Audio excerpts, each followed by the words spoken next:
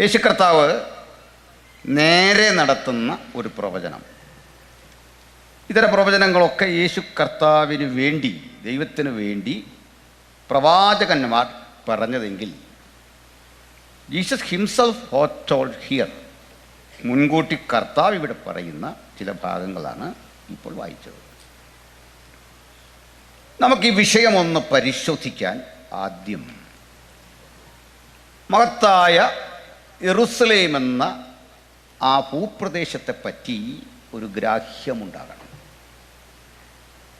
ആ യെരുസലേമിൽ വെച്ച് യേശു നടത്തുന്ന പ്രവചനം ഒലിവുമലയിലേക്ക് ചെല്ലുമ്പോൾ തുടരുന്നു.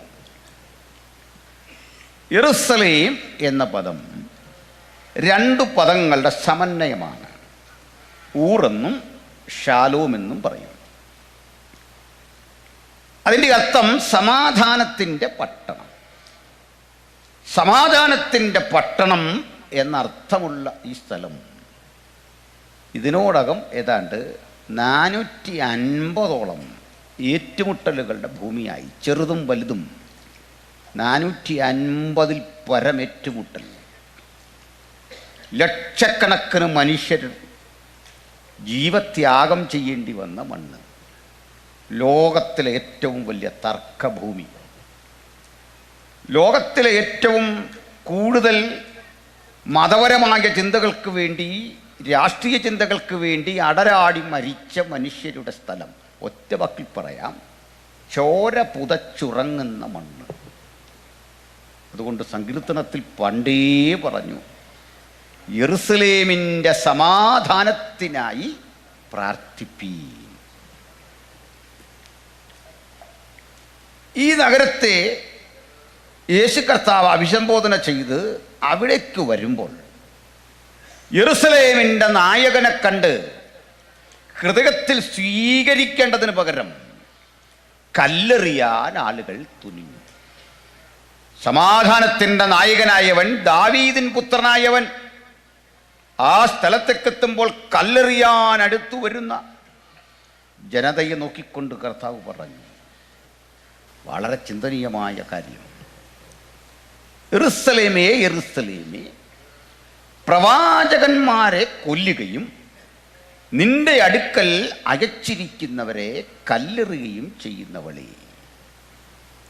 ഇതൊക്കെ നീ ചെയ്തെങ്കിലും കോഴി തൻ്റെ കുഞ്ഞുങ്ങളെ ചിറകടിയിൽ കാത്തു സൂക്ഷിക്കും പോലെ നിന്നെ ഹൃദയത്തോട് ചേർക്കാൻ, സംരക്ഷിക്കാൻ എനിക്ക് എത്ര വട്ടം മനസ്സായിരുന്നു. നിങ്ങൾക്കോ മനസ്സായില്ല. അതുകൊണ്ട് നിങ്ങളുടെ ഭവനം ശൂന്യമായി തീരും.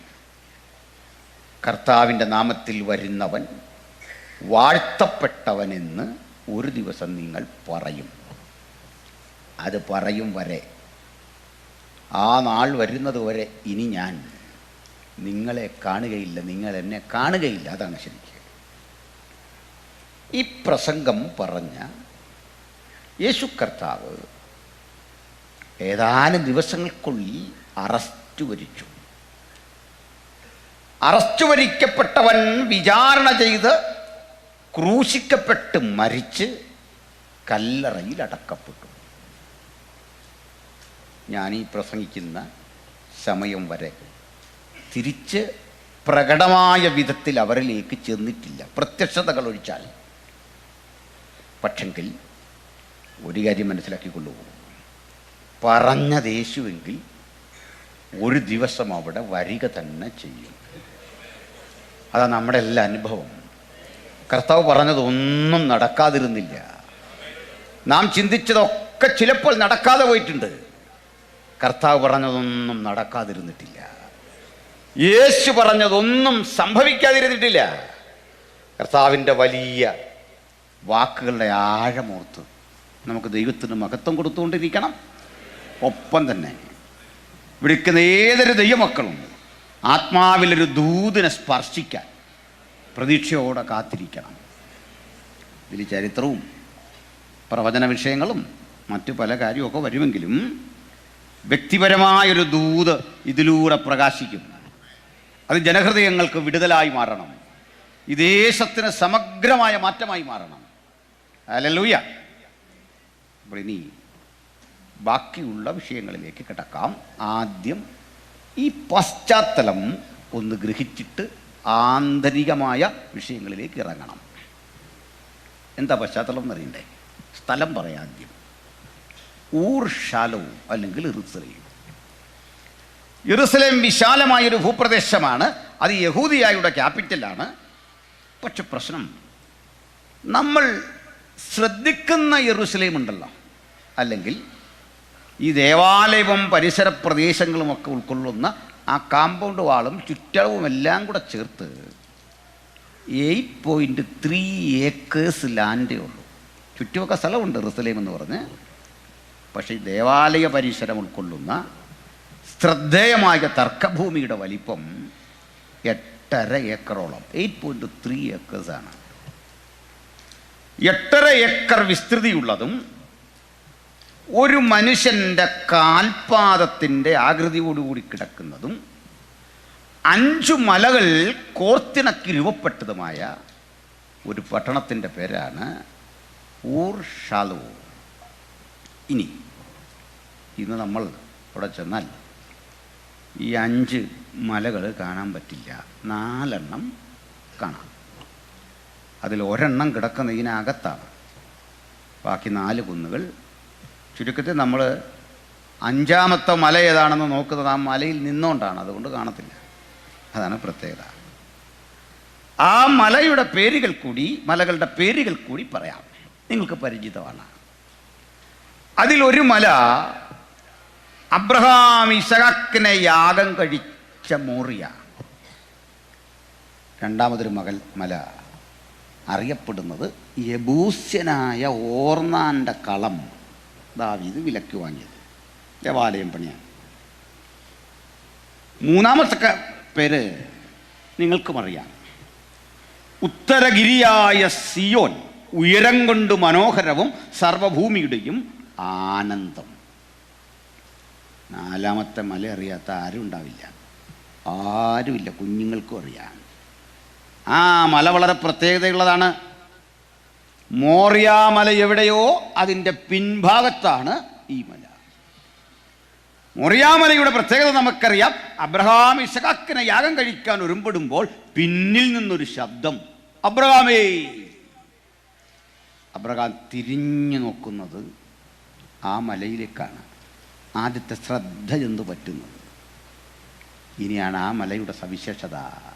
നമ്മുടെ കർത്താവ് ക്രൂശിക്കപ്പെട്ട ഗോൽഗൊഥ എന്നറിയപ്പെടുന്ന കാൽവരി.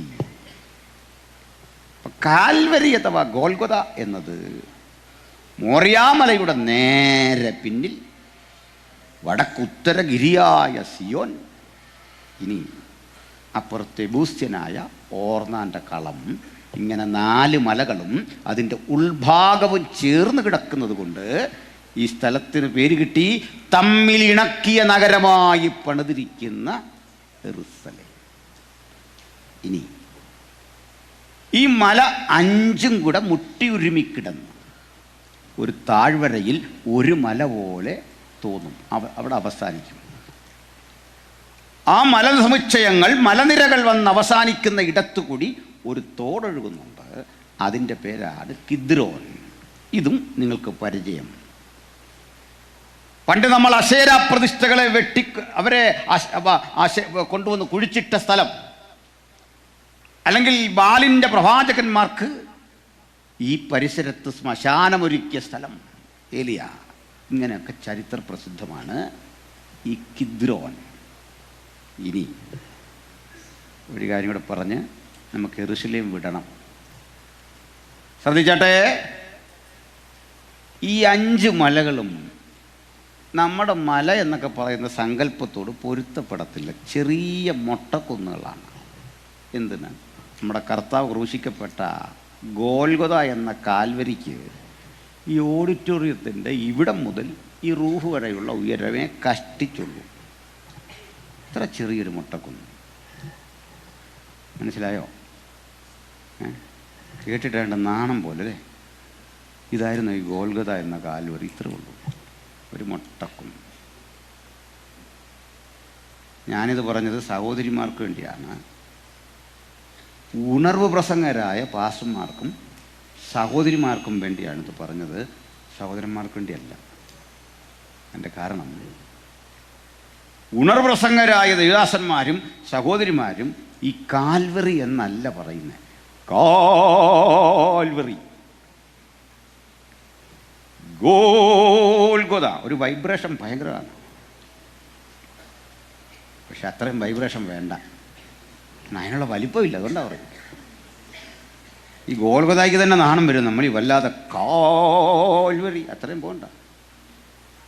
സ്തോത്രം. പിന്നെ അതൊക്കെ ഈ വൈബ്രേഷനൊക്കെ ഇല്ലെങ്കിൽ ഒരു സന്തോഷമില്ല. ഈ കർത്തൃമേശൊക്കെ നടത്തുമ്പോൾ പാസ്റ്റർമാർ കരയുന്ന പോലൊരു ടോണിൽ സംസാരിക്കുന്നവരുണ്ടോ? ഇവിടെ ഒരു തോവിനെ അടിച്ചു. അതൊരു ശബ്ദമല്ല, അത് കരച്ചിലൊന്നും അല്ല. എന്നോട് ചോദിക്കും, ഉപദേശി എങ്ങനെയാണ് കർത്തൃമേശ നടത്തുക? ഞാനും ഇങ്ങനെയൊക്കെ തന്നെയാണ്. കാരണം ആ ടോണ് വന്നില്ലേ വിശ്വാസികൾ നമ്മളെ സ്ഥലം മാറ്റും. മനസ്സിലായില്ലേ? ഇയാളെയാണോ ഇങ്ങോട്ട് വിട്ട്, വേറെ ആരും ഇല്ലായിരുന്നോ? കാരണം എന്താ? ഒരാത്മീയ സന്തോഷമില്ല. നമ്മളെ സംബന്ധിച്ചോളം ആത്മീയ സന്തോഷം വരുന്നത് എങ്ങനെ? ആ വൈബ്രേഷൻ ഇടേണ്ട ഇടത്ത് വൈബ്രേഷൻ ഇട്ട് സംസാരിക്കണം. ഹല്ലേലൂയ. അപ്പോൾ ഈ സ്ഥലം പിടിറ്റി കർത്താവ് ഇവിടെ വന്നു.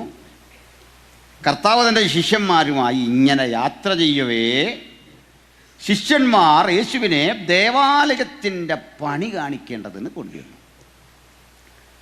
മുത്തുകളാൽ അലങ്കരിച്ചത്, കാണാൻ അതിഭംഗിയുള്ളത്, നിർമ്മാണ കലയുടെ വൈഭവം പ്രകടമാക്കുന്നൊരു മഹാദേവാലയം. മാർബിളിൽ വിരിയിച്ചെടുത്തൊരു കവിത, അങ്ങനെ പറയാം. അത്ര മനോഹരമാണ് ഈ ദേവാലയം. അത് കണ്ടിട്ട് ഏതൊരുവനും പറഞ്ഞു പോകും, നല്ല ഭംഗി. അങ്ങനെ പറയുന്നത് തെറ്റുണ്ടോ? ഇല്ല. അല്ല മോശമെന്ന് പറയേണ്ട കാര്യമുണ്ടോ? ഇല്ല. ഒരു ലൈക്ക് അടിച്ചു പോകേണ്ട കാര്യമുള്ളൂ. കൊള്ളാം. പക്ഷെ കർത്താവ് മാത്രം ഈ ദേവാലയത്തെ നോക്കി അത് തകരും എന്ന് പറഞ്ഞു. തകർന്നടിയും എന്ന് പറഞ്ഞപ്പോൾ ശിഷ്യന്മാർക്കൊരു നൊമ്പരം. എന്തിനാണത് തകരുന്നത്? കാരണം ഞങ്ങളുടെ പിതാക്കന്മാർ പണിയെടുത്ത് കഷ്ടപ്പെട്ട് കണ്ണീരൊഴുക്കി സ്ഥാപിച്ച ഈ സ്ഥാപനം തകരുമോ? ആ ചോദ്യത്തിനൊപ്പം മറ്റൊരു വിഷയം, അനുഭവം കൊണ്ട് അവർക്കറിയാം പറഞ്ഞത് യേശുവെങ്കിൽ അത് തകരുക തന്നെ ചെയ്യും. പക്ഷെ ഉള്ളിൽ സ്വരുക്കൂട്ടിയ ദുഃഖം കൊണ്ടവർ ചിന്തിച്ചു, അങ്ങനെ സംഭവിക്കണമോ? ഒന്നും മിണ്ടാതെ അവർ കിദ്രോൻ തോട് കടന്നു. കിദ്രോൻ തോട് ഒഴുകുന്നത് ജെറുസലേം മേഖലയുടെ കിഴക്കേ ഭാഗത്തു കൂടിയാണ്. ആ കിഴക്ക് ഭാഗത്ത് ഒരു മലയുണ്ട്. ഈ മലകളിലൊന്നും പെടാത്തൊരു മല. അത് പക്ഷേ ഒരു മല തന്നെയാണ്. മലയെന്ന് പറഞ്ഞാൽ ഒരു പടുകുറ്റൻ മല. നടന്ന് കയറിയാൽ 20 മിനിറ്റ് മുതൽ ഏകദേശം അരമണിക്കൂർ വരെ നടന്നെങ്കിൽ മാത്രം ചെല്ലുന്ന ഒരു മല. ആ മല നിങ്ങൾക്ക് പരിചയമുണ്ട്. പേര് ഒലിവ് മല. ഒലിവ് മലയ്ക്കൊരു പ്രത്യേകതയുണ്ട്. കിദ്രോൻ തോടിൻ്റെ കരയിൽ നിന്ന് തുടങ്ങി അങ്ങ് മുകളിലേക്ക് കിടക്കുന്ന ഒലിവ് മലയുടെ നമ്മൾ കയറി ചെല്ലുന്ന ചെരുവില്ലേ, അല്ലെങ്കിൽ ആദ്യത്തെ ഭാഗം, അത് നിങ്ങൾക്ക് വളരെ പരിചയം. അതാണ് നമ്മുടെ കർത്താവ് പ്രാർത്ഥിക്കാനിരുന്ന ഗത്സമന. ഗത്സമേന എന്ന പദത്തിൻ്റെ അർത്ഥം മുന്തിരിച്ചാറ് പിഴിഞ്ഞെടുക്കുന്ന സ്ഥലം, ചക്കിട്ടിരിക്കുന്ന സ്ഥലം, ഒലിവ് കായ്കൾ ഇടിച്ച് ഒലിവെണ്ണ എടുക്കുന്ന സ്ഥലം. അതേക്കുറിച്ച് പറയുന്നത് ഇതൊക്കെ മാർക്കോസിൻ്റെ വീട്ടുകാരുടെ ആയിരുന്നാണ്, അവരുടെ സ്വന്തമായിരുന്നതാണ് ഈ ഭൂപ്രദേശം. അത്ര ധനാഢ്യനായിരുന്നു മാർക്കോസ്. ഇനി ഇതിൻ്റെ മുകൾ ഭാഗമാണ് ഒലിവുമല. ഇത്രയും പറഞ്ഞുകൊണ്ട് ഇപ്പോൾ ആവശ്യമില്ലാത്തതെങ്കിലും ഒരു കാര്യം കൂടി പറഞ്ഞ് വിട്ടേക്കാം. ഇതിൻ്റെ മറുവശമുണ്ടല്ലോ ഒരു ചരിവ്. ആ ചരിവും നമുക്ക് പ്രധാനപ്പെട്ടതാണ്. അവിടെയാണ് ലാസർ പാർത്ത ബഥനി അല്ലെങ്കിൽ ബഥാന്യ. ലോകത്ത് കടുക് മരങ്ങളുള്ള ഒരേ ഒരു സ്ഥലമാണ് ബഥനി എന്ന ബഥാന്യ. ബഥാന്യാണ് കടുക് മരങ്ങൾ ഇപ്പോഴും ഉണ്ട്. സകല പക്ഷികളും വന്ന മരത്തിൽ കൂടുകൂട്ടി എന്നൊക്കെ പറയുമ്പോൾ നിരീശ്വരന്മാരൊക്കെ വായിച്ചിട്ട് ഇതെങ്ങനെയെന്ന് ചോദിക്കും. എങ്ങനെയെന്ന് ചോദിക്കണേ അവിടെ ചെന്ന് കണ്ടാൽ മതി.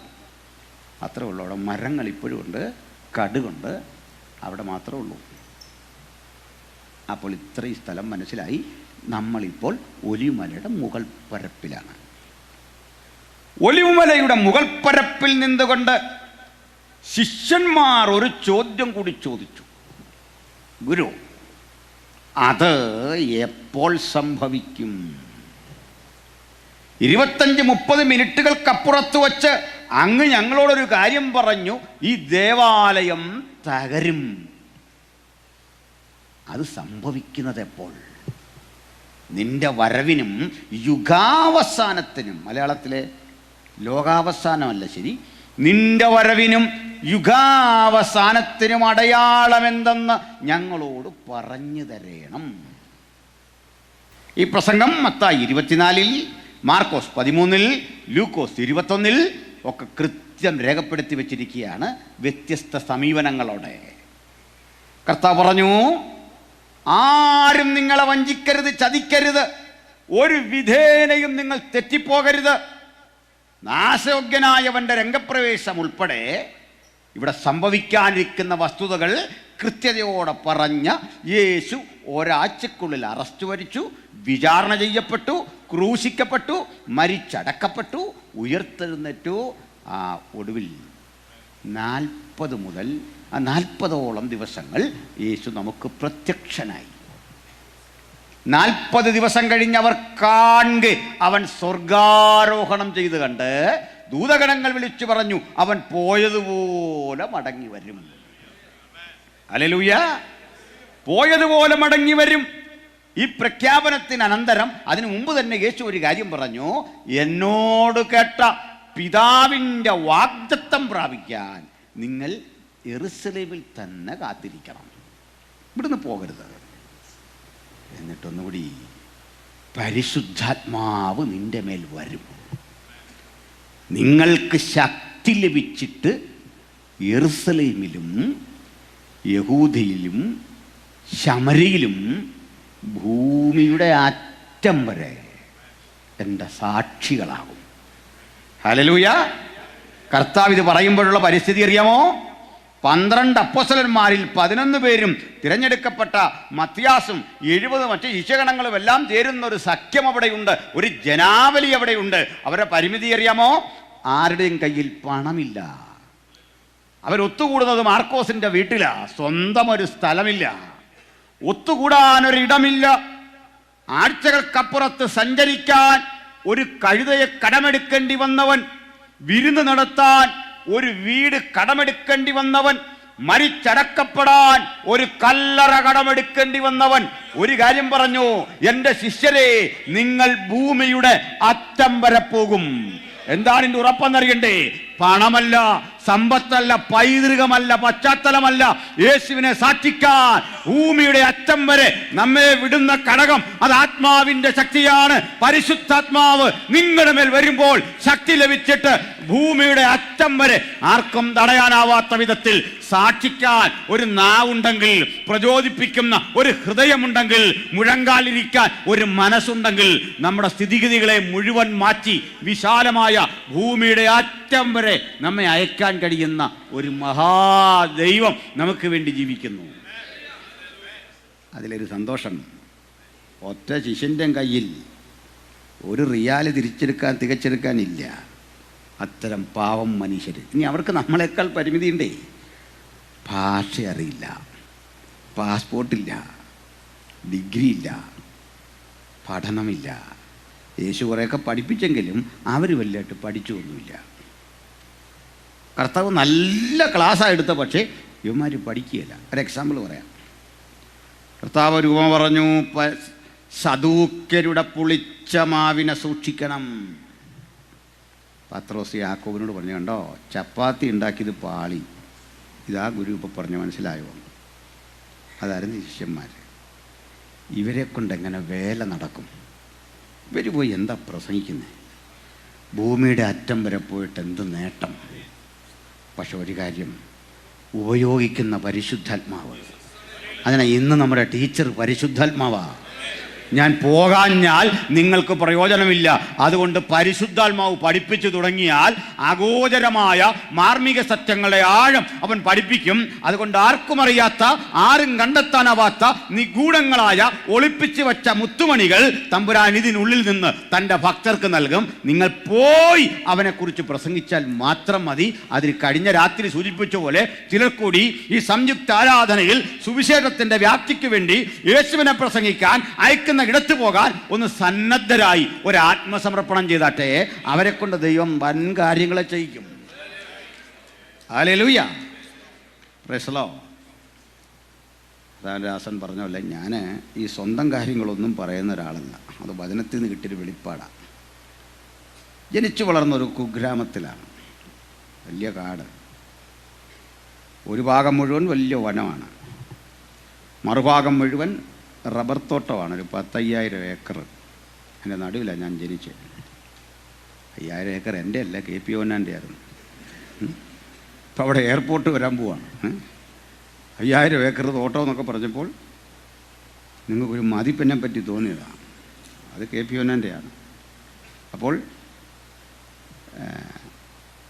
നാടുമായിട്ടൊരു ബന്ധമില്ല, ഇങ്ങനെ വികാസം പ്രാപിച്ച ടൗണുകളുമായിട്ട് ബന്ധമില്ല. പക്ഷെ കർത്താവിനെ അറിഞ്ഞപ്പോൾ എൻ്റെ പ്രാർത്ഥന, കർത്താവിൻ എൻ്റെയോടുള്ള നിയോഗം, ഒരു കാര്യം പറയാം, ഈ കൈകൊണ്ട് എല്ലാ ജാതിയിലും എല്ലാ മതത്തിലും പെട്ട മലയാളിയെ സ്നാനപ്പെടുത്തിയിട്ടുണ്ട്. ചിലതൊന്നും നമുക്ക് പുറത്തു വിടാൻ പറ്റില്ല. Hallelujah, praise the Lord. അപ്പോൾ ഈ കരങ്ങൾ കർത്താവിന് വേണ്ടി ഏൽപ്പിക്കുന്ന ദൈവദാസന്മാരെ, നാനാജാതി മതസ്ഥരെ മുക്കിപ്പൊക്കാനുള്ള കയ്യാണ് ദൈവം നമുക്ക് തന്നിരിക്കുന്നത്. ഹല്ലേലൂയ. സഹോദരിമാരും പ്രാർത്ഥിക്കണം. നിങ്ങൾക്കും ചില ശുശ്രൂഷകൾ ദൈവം തന്നിട്ടുണ്ടല്ലേ. പ്രാർത്ഥിക്കണം, ദൈവദാസന്മാർ പ്രാർത്ഥിക്കണം. ഈ കരം കർത്താവിന് വേണ്ടിയുള്ളതാ. ആ കരം കൊണ്ട് നിരവധി ആളുകളെ പാപത്തിൻ്റെ കുടിയിൽ നിന്ന് വലിച്ചെടുക്കാൻ ഈ കരം വെച്ച് പ്രാർത്ഥിക്കുമ്പോൾ ഒരു വിടുതലിന് ശക്തി വ്യാപരിക്കാൻ. ഒരു പ്രാർത്ഥനയും വെറുതെ പ്രാർത്ഥിക്കരുത്. ഫലം കാണാത്ത പ്രാർത്ഥനകൾക്കല്ല, ഫലമുള്ള പ്രാർത്ഥനകൾക്ക് വേണ്ടി ദൈവജനം ഒരുങ്ങുകയും തയ്യാറെടുക്കുകയും ചെയ്യണം. ആ ഫലമുള്ള പ്രാർത്ഥന ഈ സ്റ്റേജിലെ പ്രാർത്ഥന മാത്രമല്ല, മുഴങ്കാലിൽ ശക്തിപ്പെട്ടിരുന്ന് പ്രാർത്ഥിച്ച് ഒരു ദൂത് പറയാൻ ഒരുമ്പെട്ടാൽ ആ കരം വെച്ച് പ്രാർത്ഥിച്ചാൽ ഒരു വിടുതൽ ഉറപ്പാണെന്നേ.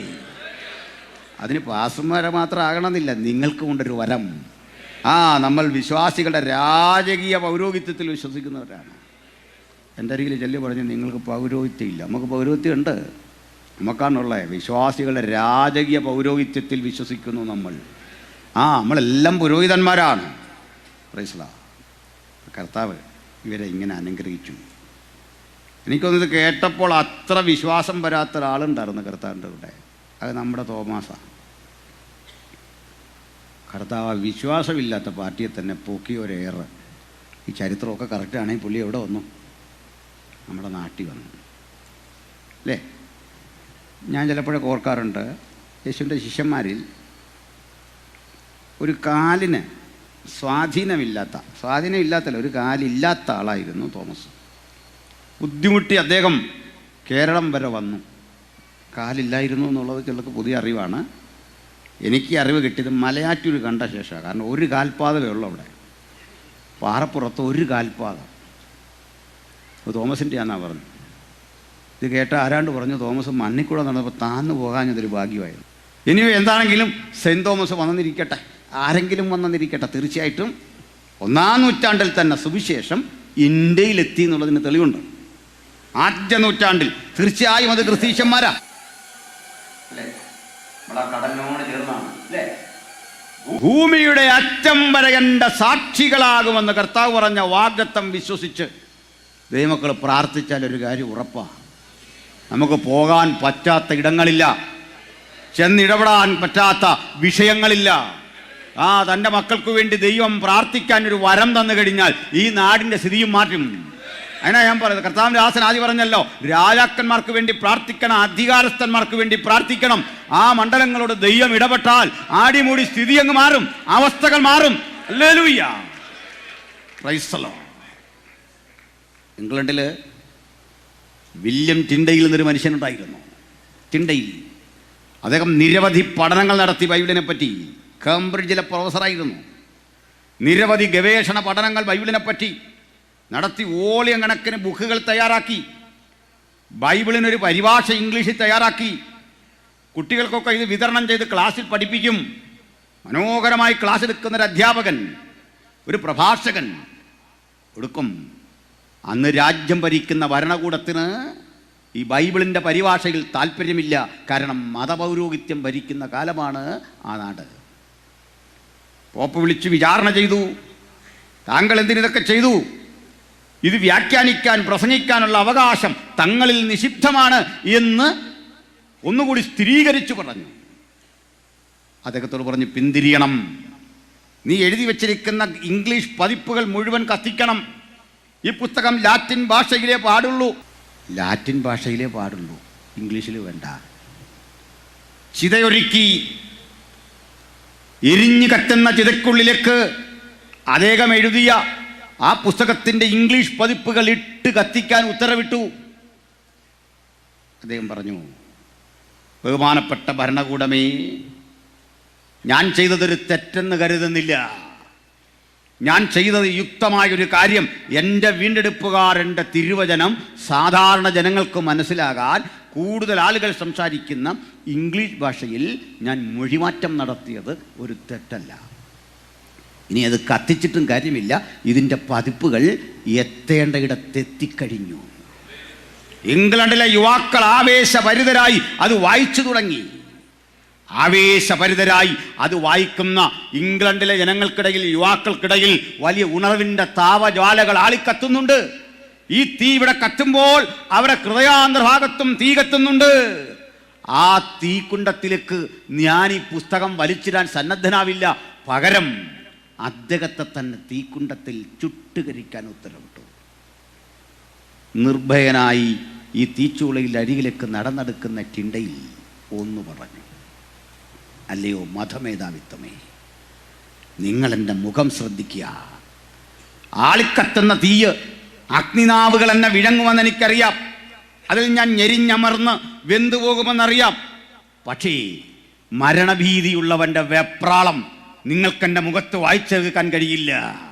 പരാജിതനായവൻ്റെ മുഖഭാഷ നിങ്ങൾക്ക് വായിച്ചെടുക്കാൻ കഴിയുകയില്ല. ഞാനിതിലേക്ക് കടന്നു പോകുന്നത് ജയാളിയായിട്ടാണ്, വിജയം വരിച്ചവനായിട്ടാണ് ഈ തീച്ചൂളയിലേക്ക് കടന്നു പോകുന്നത്. നിങ്ങളെന്നെ കത്തിച്ചിവിടെ ചാമ്പലാക്കും. പക്ഷെ ഞാനൊന്നറിയുന്നു, ഈ ആളിക്കത്തി ഇവിടെ അമരുന്ന ഈ തീക്കുള്ളിലെ ചാരത്തിൽ എൻ്റെ ശവശരീരം ഒതുങ്ങുമ്പോൾ ഈ ചാരത്തിൽ നിന്ന് ഒരു കഴുകൻ ചിറകടിച്ചു പറക്കും. അത് യൂറോപ്പിൻ്റെ നഭോമണ്ഡലങ്ങൾ മുഴുവൻ അത്ഭുതപ്പെടുത്തിക്കൊണ്ട് യൂറോപ്പിലെങ്ങും അതിങ്ങനെ പറന്നുകൊണ്ടിരിക്കും. അതിൻ്റെ ചിറകടി ശബ്ദത്തിൻ്റെ മുമ്പിൽ ഉഗ്രപ്രതാപങ്ങൾ മുട്ടുകുത്തും. ഞാൻ പ്രസംഗിച്ച സുവിശേഷം യൂറോപ്പിലെങ്ങും വ്യാപരിക്കുമെന്ന് ഭക്തൻ ആ തീച്ചുളയ്ക്ക് മുമ്പിൽ വെച്ച് പറയുമ്പോൾ ഇന്ന് കാണുന്ന വ്യാപ്തിയൊന്നും സുവിശേഷത്തിനില്ല. പക്ഷേ നിങ്ങളിൽ നല്ല പ്രവൃത്തി ആരംഭിച്ചവൻ യേശുക്രിസ്തുവിന്റെ നാളോളം അതിനെ തീർക്കുമെന്ന് ഉറപ്പുള്ള വചനമാണ് അദ്ദേഹം പ്രസംഗിച്ചതെങ്കിൽ, ദൈവത്തിന്റെ പൈതങ്ങളെ, ഞാനും നിങ്ങളും ചേർന്ന് ഈ ഓഡിറ്റോറിയത്തിൽ നിന്ന് പ്രാർത്ഥിച്ചതൊന്നും വൃഥാവാകില്ല. കാരണം എന്തെന്നറിയണ്ടേ? തിണ്ടയിൽ അന്ന് പ്രാർത്ഥിച്ചിട്ടതെന്തോ അത് നടന്നു. രാജ്യം ഭരിക്കുന്ന രാജാവിന്റെ മനസ്സ് ദൈവം ഉണർത്തി. രാജാവിന്റെ മനസ്സുണർത്തി അദ്ദേഹത്തിനൊരാഗ്രഹം ഈ ബൈബിൾ ഇംഗ്ലീഷിലാക്കണം.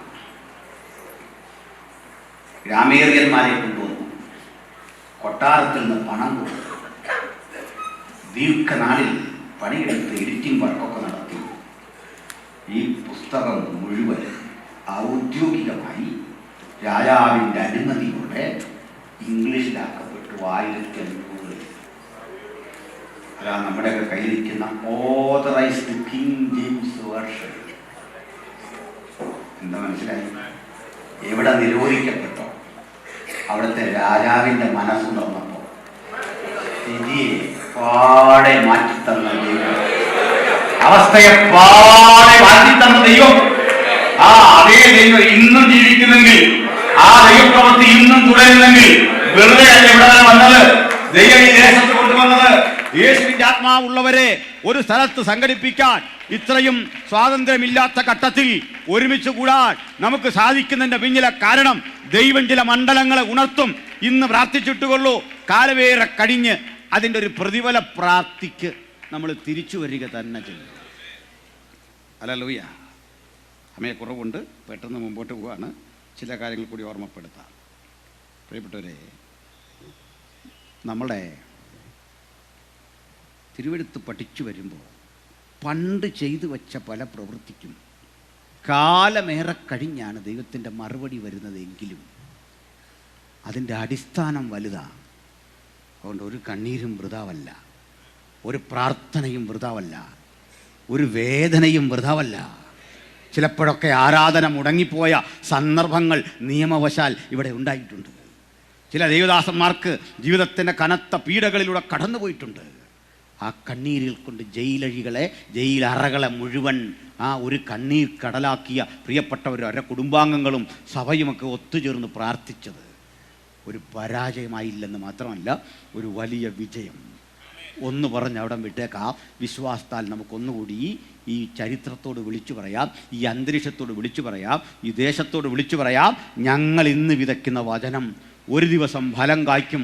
അത് കൊയ്തെടുക്കാൻ ഞങ്ങൾ ഈ ഭൂമിയിൽ ഇല്ലായിരിക്കാം, പക്ഷെ ഒരു പുതുതലമുറ അത് കൊയ്തെടുക്കാൻ ഇതുവഴി വരും. അതിൻ്റെ ഉപഭോക്താക്കളായി കടന്നു വരും. അവർ പ്രസംഗിക്കുന്ന ആ വചനത്തിന് ജീവനുണ്ട്. അതതിൻ്റെ പ്രവൃത്തി ചെയ്യുക തന്നെ ചെയ്യും. ആമേൻ. അപ്പോൾ യേശു ഇവിടുന്ന് ശിഷ്യന്മാരെ ഇതൊക്കെ പരമേൽപ്പിച്ചിട്ട് പോയി. AD 70 ഒരു 30 യേശുവിൻ്റെ ക്രൂശീകരണം എങ്കിൽ AD 70 ആകുമ്പോൾ യേശുവിൻ്റെ പ്രവചനത്തിൻ്റെ ചരിത്ര നിവൃത്തി ആരംഭിക്കുക. രാജ്യം ഭരിക്കുന്ന ചക്രവർത്തിയുടെ സേനാനായകൻ ടൈറ്റസ് കൈസർ. ഈ കൈസർ എന്നുള്ളത് ഒരു സ്ഥാനപ്പേരാണ്. ഞാൻ ഈ കൈസർ എന്നുള്ളത് ഒരാളുടെ പേരല്ല, ഒരാളുടെ പേരല്ലെന്ന് പറഞ്ഞപ്പോൾ ഒരാൾ ഞാൻ ശരിയാണ്, ഒരാളുടെ പേരല്ല, പട്ടിയുടെ പേരാണ്. അത് കുഴപ്പമില്ല, അയാളെ പറഞ്ഞതിനകത്തൊരു കാര്യമുണ്ട്. നായ്ക്കൾക്കിടുന്ന ചില പേര് കേട്ടിട്ടുണ്ടോ? ടിപ്പു. ആരാന്നറിയണ്ടേ? ഒരു കാലത്ത് നാട് മുഴുവൻ വിറപ്പിച്ച കക്ഷിയാണ് ടിപ്പു സുൽത്താൻ.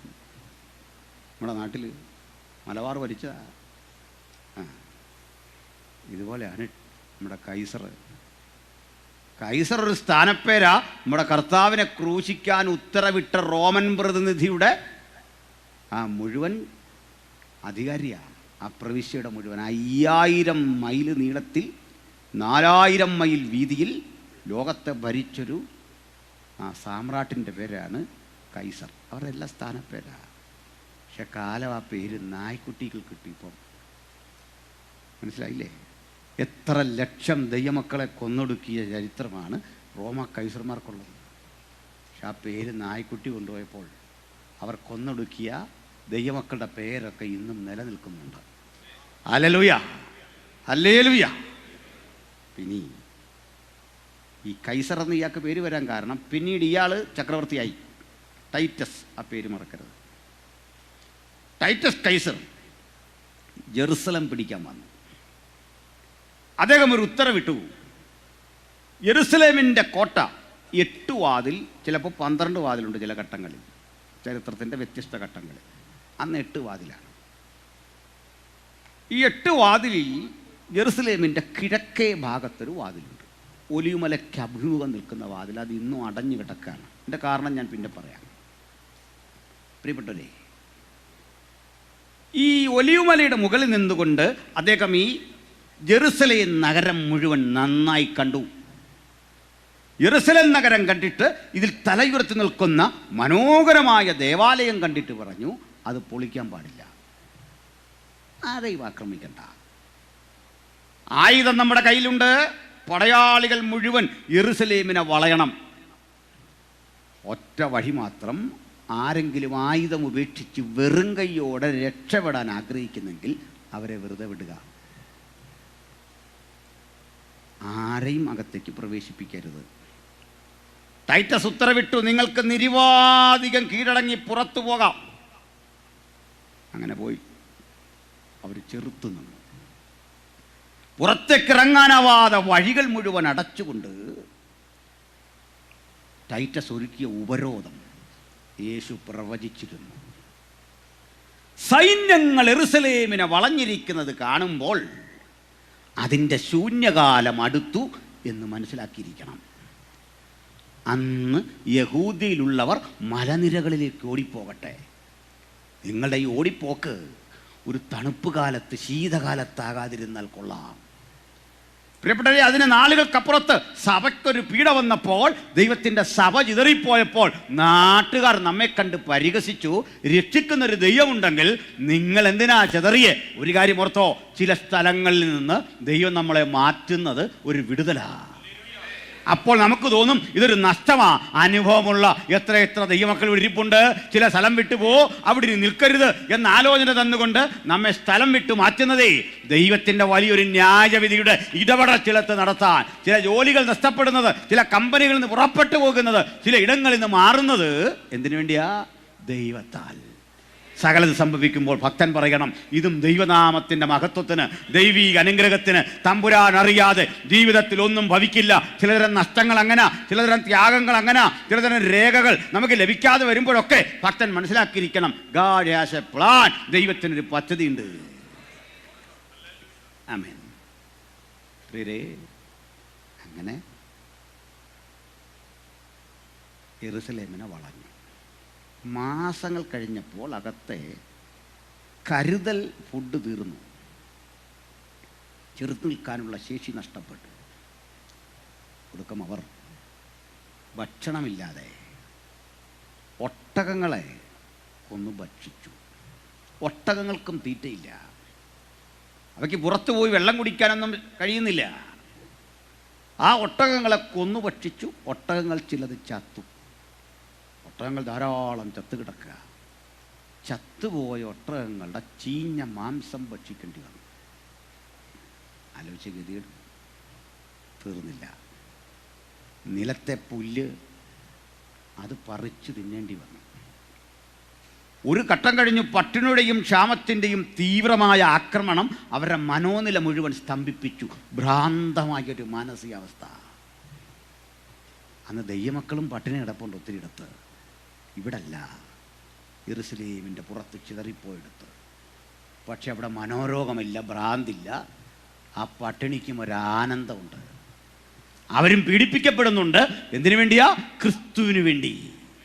കർത്താവിന് വേണ്ടി സഹിക്കുന്ന ത്യാഗങ്ങൾക്കെല്ലാം അർത്ഥസഹിതമായ ഒരു സംതൃപ്തി ഉണ്ടെന്ന് ദൈവമക്കൾ അറിഞ്ഞിരിക്കണം. തീർന്നില്ല.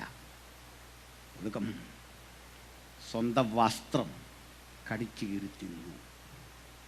ഇട്ടിരിക്കുന്ന ചെരുപ്പ് പട്ടിണിയുടെ ആധിക്യം കൊണ്ട് തിന്നേണ്ടി വരുന്നു എന്ന് പറയുമ്പോൾ നിങ്ങൾ ആലോചിച്ച് നോക്കണം, എത്ര കിരാതമായിരുന്നു അവിടുത്തെ അവസ്ഥ. ഭീകരമായ നാളുകളെക്കുറിച്ച് ക്രിസ്തു കൊടുത്ത മുന്നറിയിപ്പ് കേൾക്കാതെ, യേശുവിൻ്റെ വാക്കിന് വില കൽപ്പിക്കാതെ കല്ലെടുത്തെറിയാൻ ഒരുമ്പെട്ടവർക്ക് നേരെ യേശു തൊടുത്തുവിട്ട പ്രവചനത്തിൻ്റെ വാക്കുകളുടെ ശക്തി ഇത്ര വലുതായിരുന്നെങ്കിൽ, ഒന്നുകൂടി പറഞ്ഞു, നിങ്ങൾ ഈ നഗരം വിട്ട് ഇപ്പോൾ പോകരുത്. പരിശുദ്ധാത്മാവ് നിങ്ങളുടെ മേൽ വരുമ്പോൾ ആത്മശക്തി കൊണ്ട് നിങ്ങൾ ഇവിടുന്ന് പോകാവൂ. ഭൂമിയുടെ അറ്റത്തേക്ക് പോകാൻ നമുക്ക് തന്ന നിയോഗം എത്ര അർത്ഥവ്യാപ്തിയുള്ളതായിരുന്നോ. ഈ കുടിലമായ ജീവൽ പ്രതിസന്ധി വിട്ട് ദൈവം അയക്കാൻ പോകുന്ന ഇടത്തെക്കുറിച്ചുള്ള ദൂത് അത്ര സമഗ്രമായിരുന്നു. ഒടുക്കം മറ്റൊന്നുകൂടി സംഭവിച്ചു. പ്രിയരേ, ചെറുത്തു നിൽക്കാൻ ഒരുമ്പെട്ടവരെ അമ്പരപ്പിച്ചുകൊണ്ട് ഇദ്ദേഹത്തിൻ്റെ സേന ഇരമ്പിക്കയറി. കാരണം ഇനി അവർക്ക് ചെറുക്കാൻ ശേഷിയില്ല.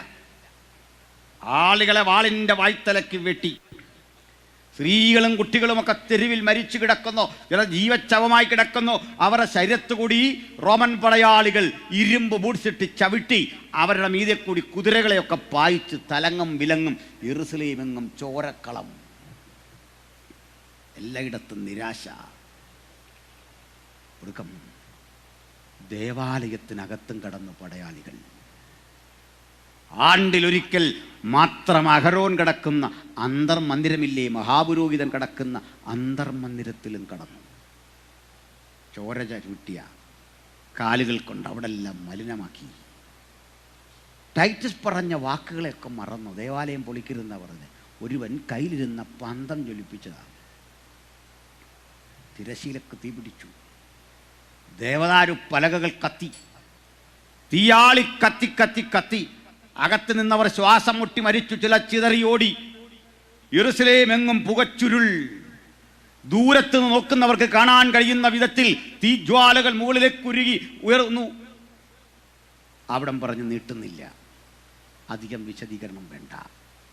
യെരൂശലേം കത്തി തകർന്ന് താഴെ വീണ് കൈക്കുമ്പിൾ കൊണ്ട് വാരിയെടുക്കാവുന്ന ഓരോ പിടി ചാരമാക്കി തീർത്തപ്പോൾ ഈ പുസ്തകം പ്രവചിച്ചതെന്തോ, യേശു പ്രവചിച്ചതെന്തോ അത് അക്ഷരാർത്ഥത്തിൽ നിറവേറി.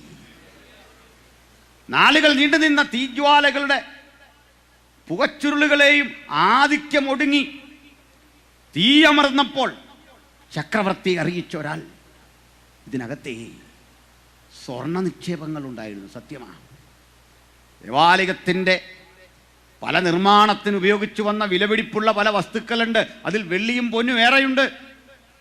ആളിക്കത്തുന്ന തീക്കുള്ളിൽ അവ വെന്തുരുകി കിനിഞ്ഞ് ഭൂമിയുടെ അടിത്തറയിലൊക്കെ കിടപ്പുണ്ട്.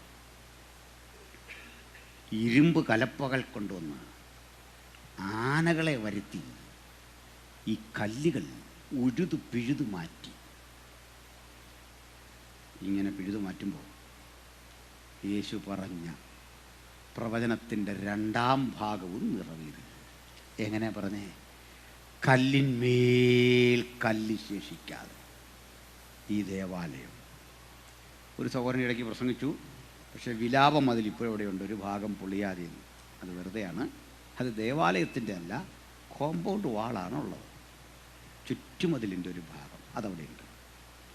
ബാക്കിയൊക്കെ പൊളിഞ്ഞു തകർന്നു. യെരൂശലേമിൽ യഹൂദൻ ഇല്ലാതായി. അവനെയൊക്കെ പുറത്താക്കി. ആ കിടപ്പ് ഇന്ന് നമ്മൾ വചനം ധ്യാനിക്കുന്ന സമയം വരെ അവിടെ കിടപ്പുണ്ട്. അതാ പ്രവചനത്തിൻ്റെ കട്ടി. കർത്താവ് പറഞ്ഞാൽ അങ്ങനെയാ, ബൈബിൾ പറഞ്ഞാൽ അങ്ങനെയാ.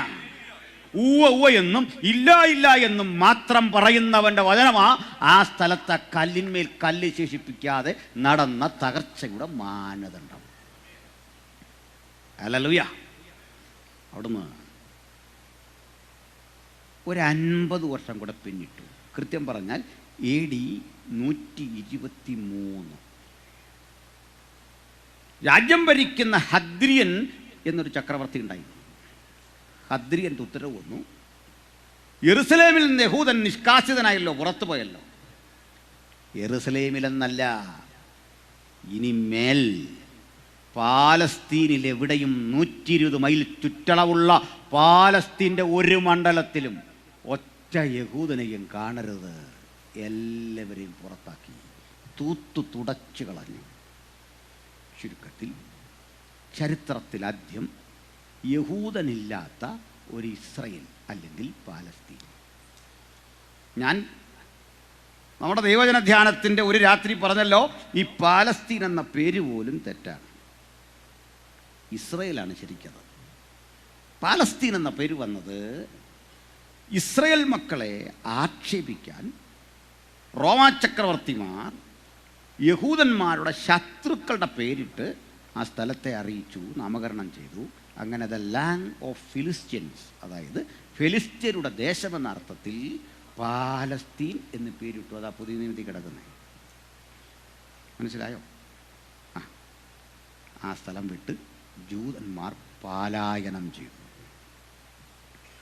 ലോകത്തിൻ്റെ പലയിടങ്ങളിലേക്ക് അവർ പലായനം ചെയ്തു, യാത്ര പോയി. കർത്താവിൻ്റെ വചനത്തിൻ്റെ ആ വ്യാപ്തി പോലെ ലോകമെങ്ങും അവർ ചെതറി. അതും ഈ പുസ്തകത്തിലെ പ്രവചനമാ. നിന്റെ ദൈവമായ യഹോവ നിനക്ക് തരുന്ന ദേശത്ത് വിശ്വസ്ത പുലർത്തി വചനത്തോട് കൂറു പുലർത്തി പോയില്ലെങ്കിൽ, അനുസരണക്കേട് കാട്ടിയാൽ ദൈവമായ യഹോവ ഭൂതലത്തിലെങ്ങും നിന്നെ ചിതറിക്കും. ആവർത്തന പുസ്തകത്തിലെ വചനമാ. ഭൂതലത്തിലെങ്ങും നിന്നെ ചിതറിക്കും. ഭൂമി മുഴുവൻ ചിതറിപ്പോയ ജൂതൻ്റെ ആദ്യകാലം അത്യാവശ്യം പുരോഗതിയുടേതായിരുന്നു. പുരോഗതി കൈവരിക്കാൻ കാരണം അവർ ബിസിനസ്സുകാരായിരുന്നു. ബിസിനസ് കൂടാതെ ബിസിനസ്സിനെ ത്വരിതപ്പെടുത്തുന്ന ഒരു സാമ്പത്തിക ശൃംഖല കൂടി അവർക്കുണ്ടായിരുന്നു. വിശേഷിച്ച് ഈ ബാങ്കിങ് എന്നൊരാശയമുണ്ടല്ലോ, അത് അവരുടേതായിരുന്നു. സ്തോത്രം. ബാങ്കിങ് ശാസ്ത്രം സമ്പത്ത്, കല, സംസ്കാരം, സംഗീതം, ഇവയിലെല്ലാം ജൂതന്മാർ പ്രഗത്ഭരായി.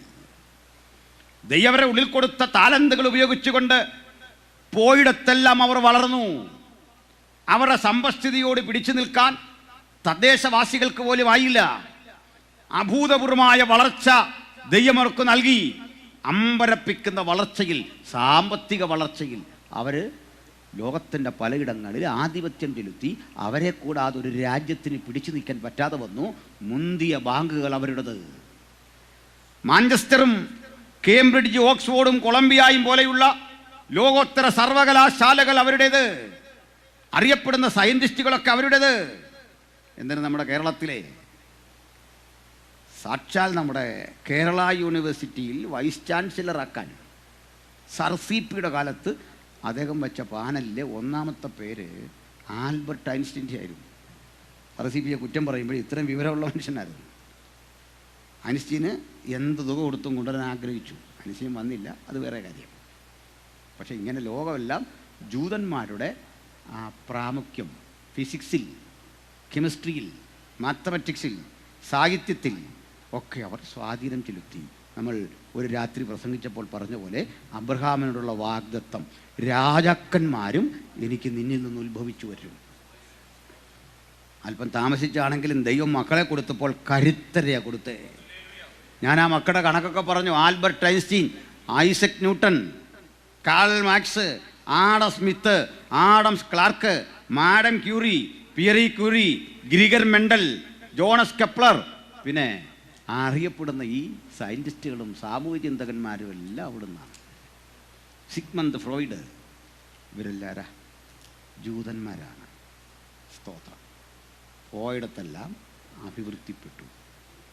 ശാസ്ത്ര സാങ്കേതിക രംഗത്ത് അവർ വലിയ മുന്നേറ്റം നടത്തി. നമ്മൾ റൈറ്റ് സഹോദരന്മാർ എന്ന് പറയുന്ന കക്ഷികളില്ലേ, വിമാനം, ഇതെല്ലാം അവരുടെയാ.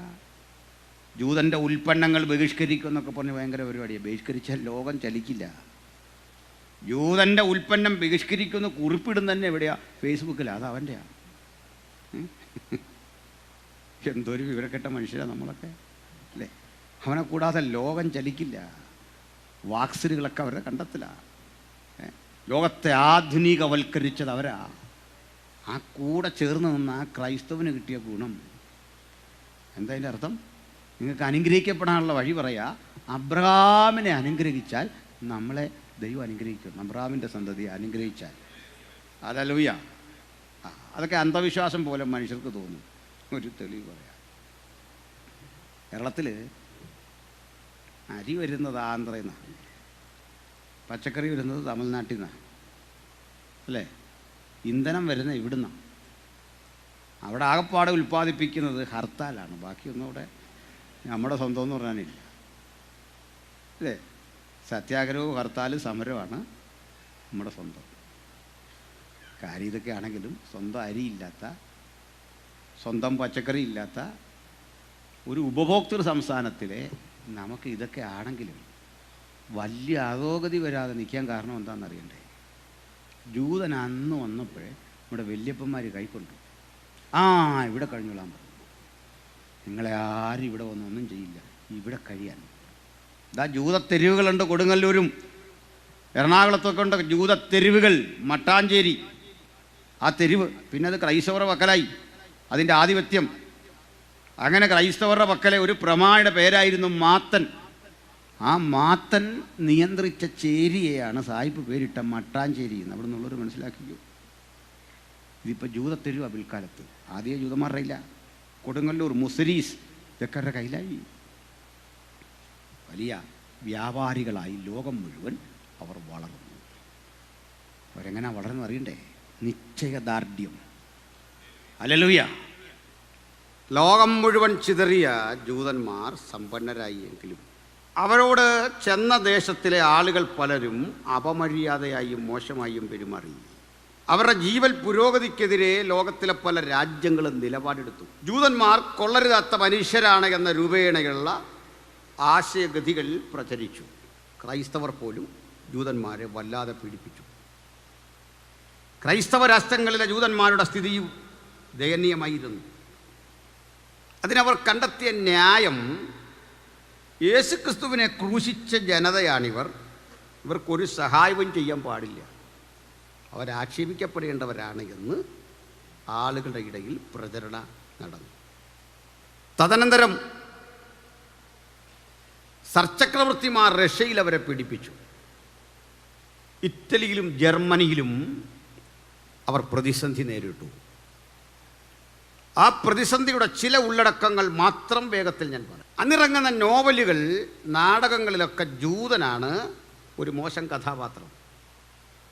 നിങ്ങൾ പഠിച്ച മാർച്ചൻ്റ് ഓഫ് വെനീസ്, വില്യം ഷേക്സ്പിയറുടെ ഒരു കഥ ഓർമ്മയുണ്ടാവും. അതിലൊരു ഷൈലോക്കുണ്ട്, ഒരു ജൂതൻ, കൊള്ളപ്പലിശയ്ക്ക് പണം പിരിക്കുന്ന ജൂതൻ. അപ്പോൾ ജൂതന്മാർ അമിത പലിശ വാങ്ങുന്നവരും സാമൂഹ്യനീതിയില്ലാത്തവരും വളരെ മോശമായി സമൂഹത്തിൽ ഇടപഴകുന്നവരുമാണ് എന്ന ധ്വനി വരുന്ന ധാരാളം കഥകൾ ഇറങ്ങി. ജൂതന്മാരെക്കുറിച്ച് സമൂഹത്തിൽ ഇവർ കൊള്ളരുതാത്തവരാണ് എന്ന് ധരിക്കത്തക്ക വിധം ഉള്ള പ്രചരണങ്ങൾക്ക് ലോകരാഷ്ട്രങ്ങൾ പലരും തയ്യാറായി. അവർക്ക് ആശ്വാസമായി തീർന്നത് അമേരിക്കയാണ്, മറ്റൊന്ന് നമ്മുടെ കേരളമാണ്, ഇന്ത്യയാണ്. ഇങ്ങനെ ചുരുക്കം ചില സ്ഥലങ്ങളൊഴിച്ചാൽ ബാക്കി ഏവിടെടുത്തും അവർ ദാരുണ പീഡകൾക്ക് വിധേയരായി. അവരുടെ കുട്ടികൾ കലാളികത്തിൽ മികവ് പുലർത്തി പാസ്സായാലും പറയും അവർ ശരിയല്ല, OP അടിച്ച് ജയിച്ചവരാ, നേരാമണ്ണം ജയിക്കാനുള്ള ബുദ്ധിയും പ്രാപ്തിയൊന്നും അവർക്കില്ല. അതുകൊണ്ട് നല്ല വിജയം കരഗതമാക്കിയാലും ആക്ഷേപിക്കപ്പെടും, ചോദ്യം ചെയ്യും. ഒരുമിച്ചുള്ള സ്കൂളിലെ ടൂർ പ്രോഗ്രാമുകളിൽ നിന്ന് ജൂത വിദ്യാർത്ഥികളെ ഒഴിവാക്കും. നിങ്ങൾ കൂടെയുണ്ടെങ്കിൽ പ്രശ്നം വരണ്ട. ജൂത വിദ്യാർത്ഥികൾ ചെറിയ കുറ്റത്തിനും ശിക്ഷിക്കപ്പെട്ടു. കുട്ടികൾക്കിടയിൽ അതൊരു വല്ലാത്ത മാനസികാവസ്ഥ സംജാതമാകാൻ കാരണമായി. മുതിർന്നവരോടുള്ള പ്രവർത്തനങ്ങളും വളരെ മോശമായിരുന്നു. ഇങ്ങനെ മാനസിക പീഡകൾക്കൊടുവിൽ ചില കടകളിൽ ബോർഡ് പ്രത്യക്ഷപ്പെട്ടു, ഇവിടുന്ന് ഒരു ഉൽപ്പന്നവും ജൂതന് വിൽക്കുന്നതല്ല, ഇവിടെ നിൽക്കണ്ട. ജൂതന്മാർക്ക് നേരെയുള്ള പീഡയുടെ രൂപം മാറി, അത് ശരീരപീഡയിലേക്ക് കടന്നു. ചെറിയ കുറ്റം പോലും ചുമത്തി ഇവരെ ന്യായാധിപ കോടതിയുടെ മുമ്പിൽ കൊണ്ടുവരുമ്പോൾ കാര്യമായ ചോദ്യം ചെയ്യാതെ ജൂതനാണെന്ന ഒറ്റ കാരണം മതി, നീ ക്രിമിനലാണ്. അങ്ങനെയുള്ള ശിക്ഷകൾ ധാരാളമായി നടന്നു. അതെല്ലാം ഞാൻ പറയുന്നില്ല. അതിനുശേഷം വാക്സിനുകൾ നൽകുന്നു എന്ന വ്യാജേന നിരവധി ജൂത കുട്ടികളെ തിരഞ്ഞു പിടിച്ച് അവരുടെ ശരീരത്തിലേക്ക് മാരകമായ പ്ലേഗിൻ്റെ മറ്റ് രോഗങ്ങളുടെ അണുക്കളെ കുത്തിവെച്ച് രോഗികളാക്കും. ഈ കുഞ്ഞുങ്ങൾ രോഗികളായി ചികിത്സക്കെത്തുമ്പോൾ പ്ലേഗ് പടർന്നു പിടിക്കും എന്ന് പറഞ്ഞുകൊണ്ട് ഈ കുഞ്ഞുങ്ങളെ പിന്നെ മാതാപിതാക്കളെ കാണിക്കില്ല, അവരെ ജീവനോടെ കീറിമുറിച്ച് പഠനവിധേയമാക്കുന്ന അവസ്ഥാവിശേഷം സംജാതമായി. പിന്നെയുമുണ്ട് ചില രീതികൾ, സ്ത്രീകളെയും മറ്റും ഉപദ്രവിച്ച രീതികൾ ഒരു പൊതുജന സമക്ഷം വിശദീകരിച്ചുകൂടാ. അതിൽ പറയാവുന്നവ ഞാൻ പറയാം. ഗർഭവതികളായ സ്ത്രീകളുടെ ഉദരം പിളർന്ന് ഗർഭസ്ഥ ശിശുവിനെ പുറത്തെടുക്കും. അതിനെ ഉടച്ചു പരുവപ്പെടുത്തി ഉണ്ടാക്കുന്ന ലിക്വിഡ് ഉപയോഗിച്ച് സൗന്ദര്യവർദ്ധക വസ്തുക്കൾ ഉണ്ടാക്കി യൂറോപ്പിൻ്റെ വിപണിയിൽ വിറ്റു ഹിറ്റ്ലർ. മുസോളിനിയും ഹിറ്റ്ലറും ഒക്കെ ചേരുന്ന ഇറ്റലിയിലെയും ജർമ്മനിയിലെയും രാഷ്ട്രീയ തന്ത്രജ്ഞന്മാർ അതിരൂക്ഷമായ പീഡയുടെ ഒരു വലിയ ശക്തിമത്തായ ഇടപെടൽ നടത്തി കഴിഞ്ഞു. പിന്നെയുണ്ട്, നിങ്ങൾ കേട്ടിട്ടുള്ള പല വിശദീകരണങ്ങളുണ്ട്. സന്തോഷ് ജോർജ് കുളങ്ങരയുടെ സഞ്ചാരം എന്നറിയപ്പെടുന്ന ഒരു ചാനലുണ്ട്. അതിൽ ജൂതന്മാരെ പീഡിപ്പിച്ച സ്ഥലങ്ങളൊക്കെ അദ്ദേഹം കാണിക്കുന്നുണ്ട്. ഒരു തീവണ്ടിയുടെ വാഗണിനുള്ളിലേക്ക് ജൂതന്മാരെ കുത്തി നിറച്ച് കയറ്റുക, ഇരിക്കാൻ സൗകര്യമില്ല, നിർത്തിയിരിക്കുകയാണ്. ആ ആളുകൾക്ക് നടുവിലേക്ക് ഇതേ ഡീസൽ എഞ്ചിൻ പ്രവർത്തിപ്പിച്ച് തീവണ്ടിയുടെ ഡീസൽ എഞ്ചിനിൽ നിന്ന് പുറത്തു വരുന്ന പുക ഇതിനകത്തേക്ക് യു ആകൃതിയിലുള്ളൊരു പൈപ്പിലൂടെ തിരിച്ചു കയറ്റി പുക കൊണ്ട് നിറയ്ക്കുക. പണ്ട് ഇന്ത്യയിൽ നടന്നു വാഗൺ ട്രാജഡി, ഇതിന് സമാനമായ സംഭവം. ഈ പുക ശ്വസിച്ച് ശ്വാസം മുട്ടി മരിക്കുന്ന മനുഷ്യന് മരിച്ച് വീഴാൻ പോലും സൗകര്യമില്ല. തൊട്ടടുത്ത് ധാരാളം ആളുകളെ ഇതുപോലെ നിർത്തിയിരിക്കുകയാണ്. തീവണ്ടി ഇങ്ങനെ ഓടിക്കൊണ്ടിരിക്കും, പിന്നാലെ പിന്നാലെ അടുത്ത വണ്ടി വന്നുകൊണ്ടിരിക്കും. 100 കണക്കിന് മനുഷ്യരെ ഇങ്ങനെ കൊന്നു. കൊന്ന മനുഷ്യരെ കൊണ്ടുവന്ന് ഡെത്ത് ക്യാമ്പുകൾ എന്നറിയപ്പെടുന്ന സ്ഥലത്ത് ഇവരെ ശവശരീരം തടി പുറത്തിറക്കുന്ന പോലെ ഇറക്കും. ഇതും മറ്റ് ജൂതന്മാരാണ്. തങ്ങൾ ഈ ഇറക്കുന്ന ശരീരം ആരുടേതെന്ന് പോലും അറിയാതെ പുറത്തിറക്കും. ഈ കോട്ടും സൂട്ടും ആഭരണങ്ങളുമൊക്കെ ഊരും. ഈ ശവശരീരങ്ങൾ കത്തിക്കും. കത്തിച്ച് ശേഖരിക്കുന്ന കൊഴുപ്പുണ്ട്. ആ കൊഴുപ്പ് ശേഖരിച്ച് സോപ്പ് അങ്ങനെയുള്ള വസ്തുക്കൾ ഉണ്ടാക്കി വിപണികളിൽ വിറ്റു. പിന്നെയുമുണ്ട് ചില രീതികൾ. താരതമ്യേന സുന്ദരന്മാരാണവർ. അവരുടെ ശ്രദ്ധാർഹമായ ആ തൊക്കുരിഞ്ഞെടുത്ത് അത് സംസ്കരിച്ച് വാനിറ്റി ബാഗുകൾ ഉണ്ടാക്കി മാനുകളുടെ തോൽ എന്ന വ്യാജേന തെരുവിൽ വിറ്റു ഹിറ്റ്ലർ. പ്രിയപ്പെട്ടവരെ, ചിലരെ കൊന്ന രീതികൾ ഭയാനകമായിരുന്നു. വലിച്ചു കെട്ടിയ മുള്ളുവേലി, ആ മുള്ളുവേലികൾ വളഞ്ഞും തിരിഞ്ഞുമൊക്കെ കെട്ടിയിരിക്കുകയാണ്. ഇതിനകത്തേക്ക് മനുഷ്യരെ നഗ്നരാക്കി നിർത്തുക. പിന്നാലെ നായ്ക്കൾ ഇവരെ ഇട്ട് ഓടിക്കുക. ഓടിച്ചെല്ലുന്ന മനുഷ്യർ മുള്ളുവേലിലൊക്കെ തട്ടി വീഴും. ഇതിലേക്ക് സ്പർശിച്ചാൽ അതിലൂടെ വൈദ്യുതി കടത്തി വിട്ടിരിക്കുക. രക്ഷപ്പെടാനാവാത്ത വിധം നിരവധി മനുഷ്യരെ കൊന്നു. 1-2 പേരെയല്ല. ഹിറ്റ്ലർ ആകെ ജീവകാലത്ത് കൊന്നത് 60 ലക്ഷം ജൂതന്മാരെ. ആകെ 110 കോടി മനുഷ്യരെ കൊന്നു. അതിൽ 60 ലക്ഷവും ജൂതന്മാരായിരുന്നു. അതിദാരുണമായ അവസ്ഥയിൽ കൊന്നു. ഇവരെ അസ്ഥികൂടങ്ങൾ കൊണ്ട് യൂറോപ്പിലെങ്ങും കിടങ്ങുകൾ നിറച്ചു എന്നാണ് സന്തോഷ് ജോർജ് കുളങ്ങരയുടെ സഞ്ചാരം.com കാണുന്നത്. ഇന്നും ഭയാനകമായ വനങ്ങളുണ്ട്. ഇത്തരം തീവണ്ടികൾ ഓടിച്ചു നിൽക്കുന്ന ഇടങ്ങൾ, മനുഷ്യാസ്തി നിറഞ്ഞ നിരവധി കുഴികൾ, തലയോടുകൾ ചിതറിക്കിടക്കുന്ന നിരവധി ഇടങ്ങൾ. ഈ സ്ഥലങ്ങളിലൊക്കെ ഇന്നും ചരിത്രത്തിൻ്റെ മുമ്പിൽ കാഴ്ചയാണ്.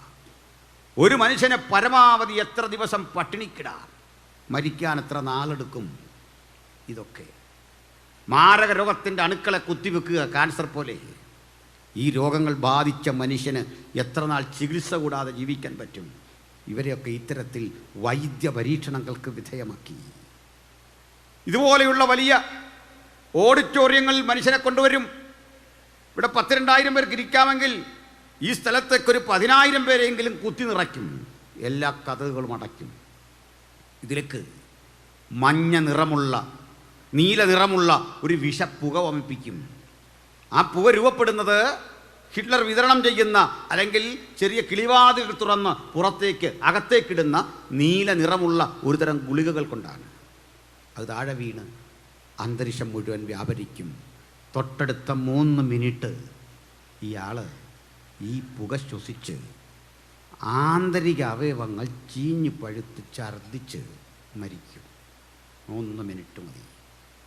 ഗുരുതരമായ ഇത്തരം നിരവധി വാതകങ്ങൾ പ്രയോഗിക്കും. നെർവസ് ഗ്യാസ്, ഇതൊക്കെ കേട്ടിട്ടുണ്ടല്ലോ. ഇതൊക്കെ ഉപയോഗിച്ച് കൊന്നു. ഹിറ്റ്ലറുടെ ഗ്യാസ് ചേംബർ പ്രസിദ്ധമായിരുന്നു. എന്തിനാ ഇത്രയും പറയേ? നമ്മുടെ പീലാത്തോസ് നസ്രയനായ യേശുവിനെ നിർത്തിയിട്ട് കുറ്റവാളിയല്ലെന്ന് തിരിച്ചറിഞ്ഞിട്ട് ക്രൂശിക്കുവാൻ നിർബന്ധം തൻ്റെ മേൽ വന്നപ്പോൾ പറഞ്ഞു, ഈ നീതിമാന്റെ രക്തത്തിൽ എനിക്ക് പങ്കില്ല. കൈ കഴുകി ശുദ്ധീകരിച്ചു മാറുമ്പോൾ യഹൂദ പരീക്ഷകളപ്പുറത്തലറി, അവൻ്റെ രക്തം ഞങ്ങളുടെ മേലും ഞങ്ങളുടെ തലമുറ മേലും വരട്ടെ. ക്ഷണിച്ചു വാങ്ങിയ ഈ രക്തത്തിൻ്റെ ഇടപെടൽ നമുക്ക് അനുഗ്രഹമായപ്പോൾ ചിലർക്ക് ശാപമായി. ഹല്ലേലൂയ. ഈ രക്തം നമ്മളെ വിടുവിച്ചു. ആ രക്തം ശുദ്ധീകരിച്ചു. ആ രക്തം പാപത്തിൽ നിന്ന് വീണ്ടെടുത്തു. ആ വീണ്ടെടുപ്പിൻ്റെ സുഖമറിയുന്ന നമുക്ക് സുവിശേഷത്തിൻ്റെ സാരാംശം ഉലകത്തോട് ഇങ്ങനെ പറയാം: അവൻ്റെ പുത്രനായ യേശുവിൻ്റെ രക്തം സകല പാപവും പൊക്കി നമ്മെ ശുദ്ധീകരിക്കുന്നു. അവൻ്റെ രക്തത്തിൽ നമുക്ക് അതിക്രമങ്ങളുടെ മോചനം എന്ന വീണ്ടെടുപ്പുണ്ട്. ആമേൻ, ഹല്ലേലൂയ. ഉലകം കണ്ടതിൽ ഏറ്റവും ആനന്ദദായകമായ ഔഷധം നസ്രയനായ യേശുവിൻ്റെ രക്തം. ഡോക്ടർക്ക് കണ്ടുപിടിക്കാനാവാത്ത, ലാബിലെ ടെസ്റ്റിൽ വെളിപ്പെടുത്താത്ത, ഇനിയും മനുഷ്യർക്കാർക്കും തിരിച്ചറിയാത്ത മാരക രോഗങ്ങളെ നശിപ്പിച്ച് ജീവനും സന്തോഷവും ഉന്മേഷവും പ്രദാനം ചെയ്യാൻ കഴിയുന്ന കരുത്തുറ്റ ഔഷധം നസ്രയനായ യേശുവിൻ്റെ രക്തം, അവൻ്റെ പുത്രനായ യേശുവിൻ്റെ രക്തം. അത് നമുക്ക് വിടുതലാണ്, ശാശ്വത സമാധാനമാണ്. ജീവിതത്തിൻ്റെ സമസ്ത മണ്ഡലങ്ങളെയും ശുദ്ധീകരിക്കുന്ന യേശുവിൻ്റെ രക്തത്തിൽ അഭയപ്പെടാം. ചിലർക്കത് ഇത്തരത്തിൽ ഏറ്റെടുത്തു. കാരുണ്യത്തിൻ്റെ ഒരൽപ്പം പോലും കാട്ടാതെ ഈ മനുഷ്യരെ കൊന്നൊടുക്കി 60 ലക്ഷം പേരെ. ഒരു സമാധാനമില്ല. ക്യാഷുണ്ട്, വേണ്ടതൊക്കെ ഉണ്ട്, സമ്പന്നരാ. പക്ഷെ ആർക്കും ഇവരോട് താല്പര്യമില്ല. കല്ലെറിഞ്ഞൊടുക്കി അവഹേളിക്കുക. അന്നാദ്യമായി അവർ പണത്തിൻ്റെ അല്ലെങ്കിൽ സമ്പത്തിൻ്റെ നിസാരത തിരിച്ചറിഞ്ഞു. പ്രിയപ്പെട്ടവരെ, ഉൽപ്പന്നമില്ലെങ്കിൽ, പ്രിയപ്പെട്ടവരെ, ഭൗതിക വസ്തുക്കളില്ലെങ്കിൽ, ആഹാര വസ്തുക്കളില്ലെങ്കിൽ പണം ഒരു ചവറാണെന്ന് ലോകത്ത് എത്രയോ തവണ തെളിയിക്കപ്പെട്ടു, എത്രയോ ആവർത്തി. ഞാൻ കുമളിയിലൊരു വിവാദ പ്രസംഗം നടത്തിയ നിങ്ങൾ കേട്ട് കാണും. അത് സുവിശേഷ യോഗം ഒന്നുമല്ല കേട്ടോ, അതിനുവേണ്ടി നടത്തിയ ചരിത്ര പഠനത്തിലൊക്കെ നടത്തിയൊരു യോഗ, നയവിശദീകരണം. ഇന്ത്യക്ക് പറ്റിയ ഏറ്റവും വലിയ പരാജയം എന്തായിരുന്നു അറിയണ്ടേ? പണിയെടുത്തവനെ അംഗീകരിക്കില്ലെന്ന് മാത്രമല്ല, പണിയെടുക്കുന്നത് കുറഞ്ഞൊരു കാര്യമാണെന്ന് കണ്ടു. വയലിൽ നെല്ല് വിളയിക്കുന്നവൻ, കടലിൽ മത്സ്യം പിടിക്കാൻ പോകുന്നവൻ, ഈ അമ്പരചുംബികൾ പടുത്തുയർത്തുന്നവൻ, വാഹനമോടിക്കുന്നവൻ സ്തംഭിപ്പിച്ചാൽ രാജ്യം സ്തംഭിക്കും. ഞാനൊക്കെ ഞങ്ങളുടെ അവിടെ നിന്ന് ട്രിവാൻഡ്രത്തുമൊക്കെ കൺവെൻഷന് പോകുമ്പോൾ എപ്പോഴും മിക്കവാറും തനിച്ചാണ്, ചിലപ്പോഴാരെങ്കിലും കൂട്ടുകിട്ടും.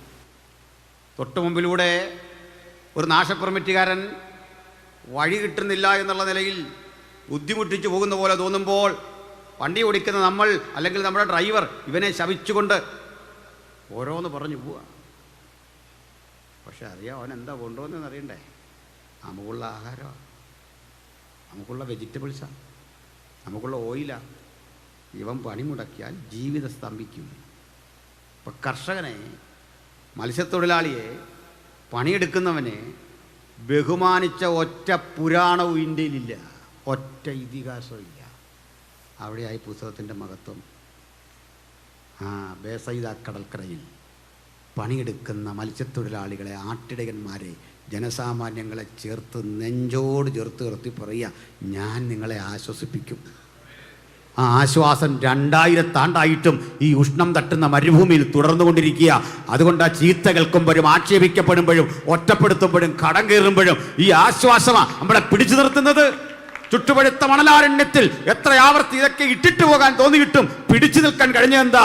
അധ്വാനിക്കുന്നവരും ഭാരം ചുമക്കുന്നവരുമായുള്ളവരെ, നിങ്ങൾ എൻ്റെ അടുക്കൽ വാ, ഞാൻ നിങ്ങളെ ആശ്വസിപ്പിക്കും. തൊഴിലിൻ്റെ വിലയും മഹത്വവും അംഗീകരിച്ച ഗ്രന്ഥമാ വിശുദ്ധ ബൈബിൾ.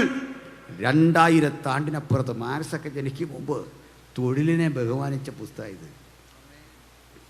പണിയെടുത്തവനെ. അപ്പോഴേ ജൂതനാക്ഷേപിക്കപ്പെട്ടു. വിയന്നയിൽ ഇവരൊരു സമ്മേളനം കൂടി, നമ്മൾ ഈ Malayali association, Tamil association, Indian association എന്നൊക്കെ പറയുന്ന പോലെ. അവരെല്ലാം സമ്പന്നരാണ്. അവിടെ വലിയ അമേരിക്ക പോലുള്ള രാജ്യങ്ങളിൽ പീഡനമൊന്നുമില്ല. അവർ പറഞ്ഞു, നമുക്കിവിടെ വേണ്ടതൊക്കെ ഉണ്ട്. നമുക്ക് സയൻറ്റിസ്റ്റുകളുണ്ട്, ചിന്തകന്മാരുണ്ട്, സമ്പത്തുണ്ട്. പക്ഷെ നമ്മുടെ സമശിഷ്ടങ്ങൾ യൂറോപ്പിലെങ്ങും, ജർമ്മനിയിൽ, ഇറ്റലിയിൽ, റഷ്യയിൽ ക്രൂര പീഡകൾക്ക് വിധേയമാകുമ്പോൾ ഒരു കൈ സഹായം നമുക്കൊന്ന് ചെയ്തുകൂടെ? അതിന് നേതൃത്വം കൊടുത്തുകൊണ്ട് ഒരു മാന്യ വനിതാരത്നം പറഞ്ഞു, നമ്മുടെ സമശിഷ്ടങ്ങളെ സഹായിക്കാൻ നമ്മളൊരു ഫണ്ട് റേസ് ചെയ്യുക. പക്ഷെ പണം ഇപ്പോൾ വേണമെന്നില്ല. നിങ്ങൾക്ക് തരാൻ പറ്റുന്ന പണത്തിൻ്റെ ഒരു കണക്കെഴുതി ഇപ്പോൾ ഇവിടെ ഏൽപ്പിച്ചാൽ മതി. നമ്മൾ ഈ സ്വത്രാഴ്ച എടുക്കുന്ന പോലെ കൊടുത്തു വിട്ടു. സംഭവിച്ച മറ്റൊന്നാണ്. കണ്ണീരോടെ ആഹ്വാനം ചെയ്ത ആ മാന്യവനിതയെ അമ്പരപ്പിച്ചുകൊണ്ട് വേണ്ട തുകയുടെ 3 ഇരട്ടി ഒറ്റ ടൈമിൽ കിട്ടി. ഒറ്റ ടൈമിൽ. ഹല്ലേലൂയ. ഇത് പറഞ്ഞിട്ട് എടുത്താൽ മതിയായിരുന്നു സ്വത്രാഴ്ച. വേണ്ട തുകയുടെ 3 ഇരട്ടി പണമുണ്ട്. കണക്കെല്ലാം എടുത്തു. കൊടുക്കും. ഇവരൊരു കാര്യം ചെയ്തു. ഞങ്ങൾക്ക് അന്തർദേശീയ സമൂഹത്തിൻ്റെ മുമ്പിൽ ആവശ്യം വെക്കാനുണ്ട്. പോന്നിടത്തെല്ലാം ഞങ്ങളെ ഇങ്ങനെ കൊല്ലുക, ആക്ഷേപിക്കുക, കൊന്നൊടുക്കുക. ലോക മനസാക്ഷി ഞങ്ങൾക്കൊന്ന് അനുകൂലമായ കൊള്ളാം. ഒരുപക്ഷെ ഞങ്ങളുടെ സംസ്കാരമാകാം, ഞങ്ങളുടെ ആരാധനാ രീതിയാകാം, അല്ലെങ്കിൽ ഞങ്ങൾ ചിന്തിച്ചു വരുന്ന കാര്യങ്ങളാകാം ഞങ്ങളെ വെറുക്കാൻ കാരണം. പകലൊരു കാര്യം, ഞങ്ങൾക്ക് ഒരു ജില്ല തരണം. ആ ജില്ലയിൽ ഞങ്ങൾ ലോകത്തെവിടെങ്കിലും സ്വസ്ഥമായിട്ട് കഴിയണം. ഒരു ജില്ല. അതും വെറുതെ വേണ്ട, പണം തരാം. ആ നാട്ടിലെ ലാൻഡ് വാല്യൂ എന്താ അതിൻ്റെ ഇരട്ടി തരാം. ഒരു ജില്ല. ഇരട്ടി തരാമെന്ന് പറഞ്ഞിട്ടും ആരും അടുപ്പിച്ചില്ല. അതും പറ്റില്ല. ഞങ്ങൾ ഇപ്പോൾ അഭയാർത്ഥികളെ ശേഖരിക്കുന്ന ഒരു കണക്കുണ്ട്. ആ കണക്കിൽ കവിഞ്ഞ് നമുക്ക് അസൈലം ചെയ്യാൻ പറ്റില്ല. വേണ്ടാരേ കൊടുക്കണം. അവർ തീരുമാനിച്ചു.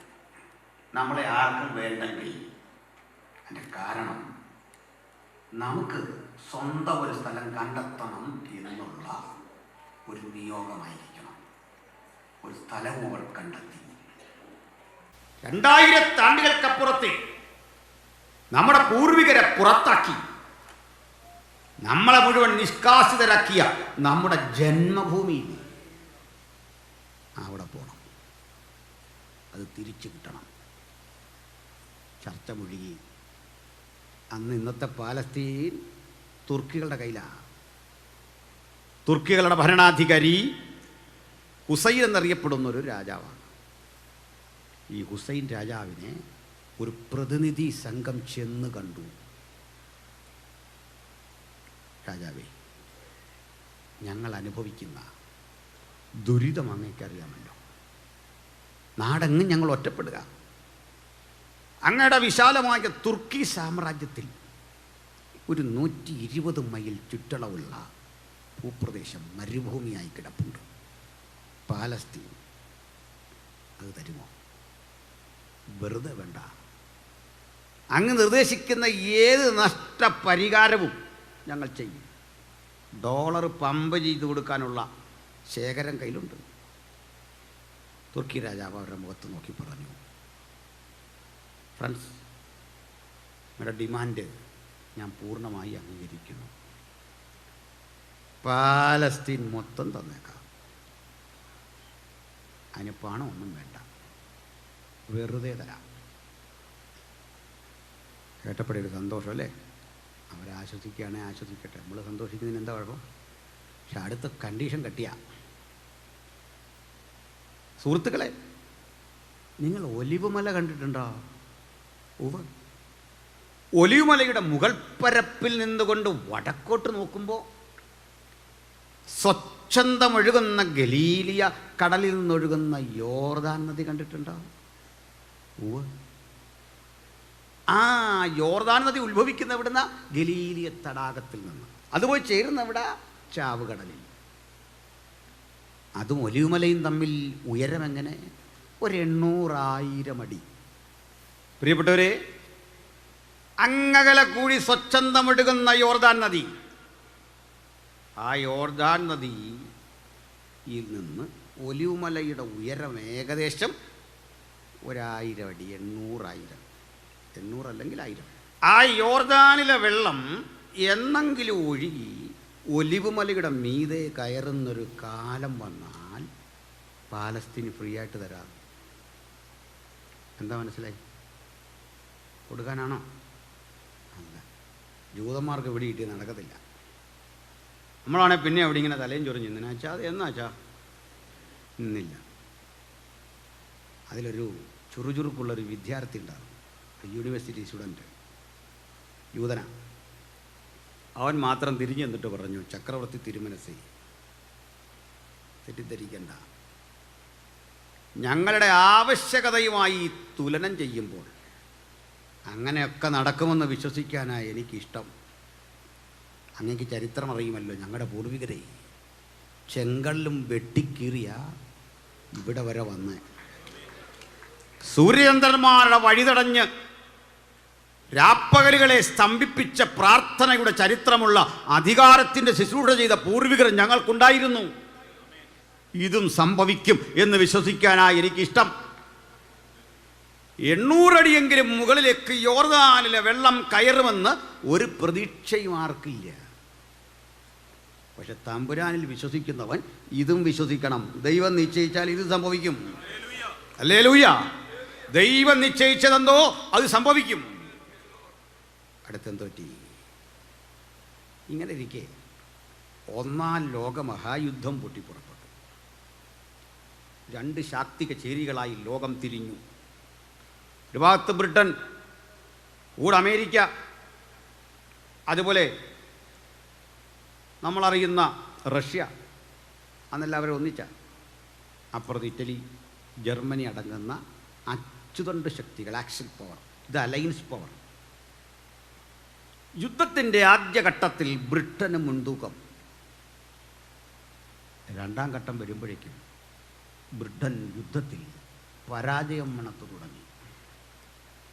ചൈനയിൽ നിന്നാണ് വെടിമരുന്ന്, ചെമ്പും സിങ്കും വെടിമരുന്നുമൊക്കെ ലോകത്തിന് ധാരാളം കൊടുത്ത രാജ്യമാണ് ചൈന. ചൈന പണ്ടേ സംസ്കാര സമ്പന്നമാണ്, വാണിജ്യപരമായി ഒത്തിരി ഉയർച്ചയിലാണ്.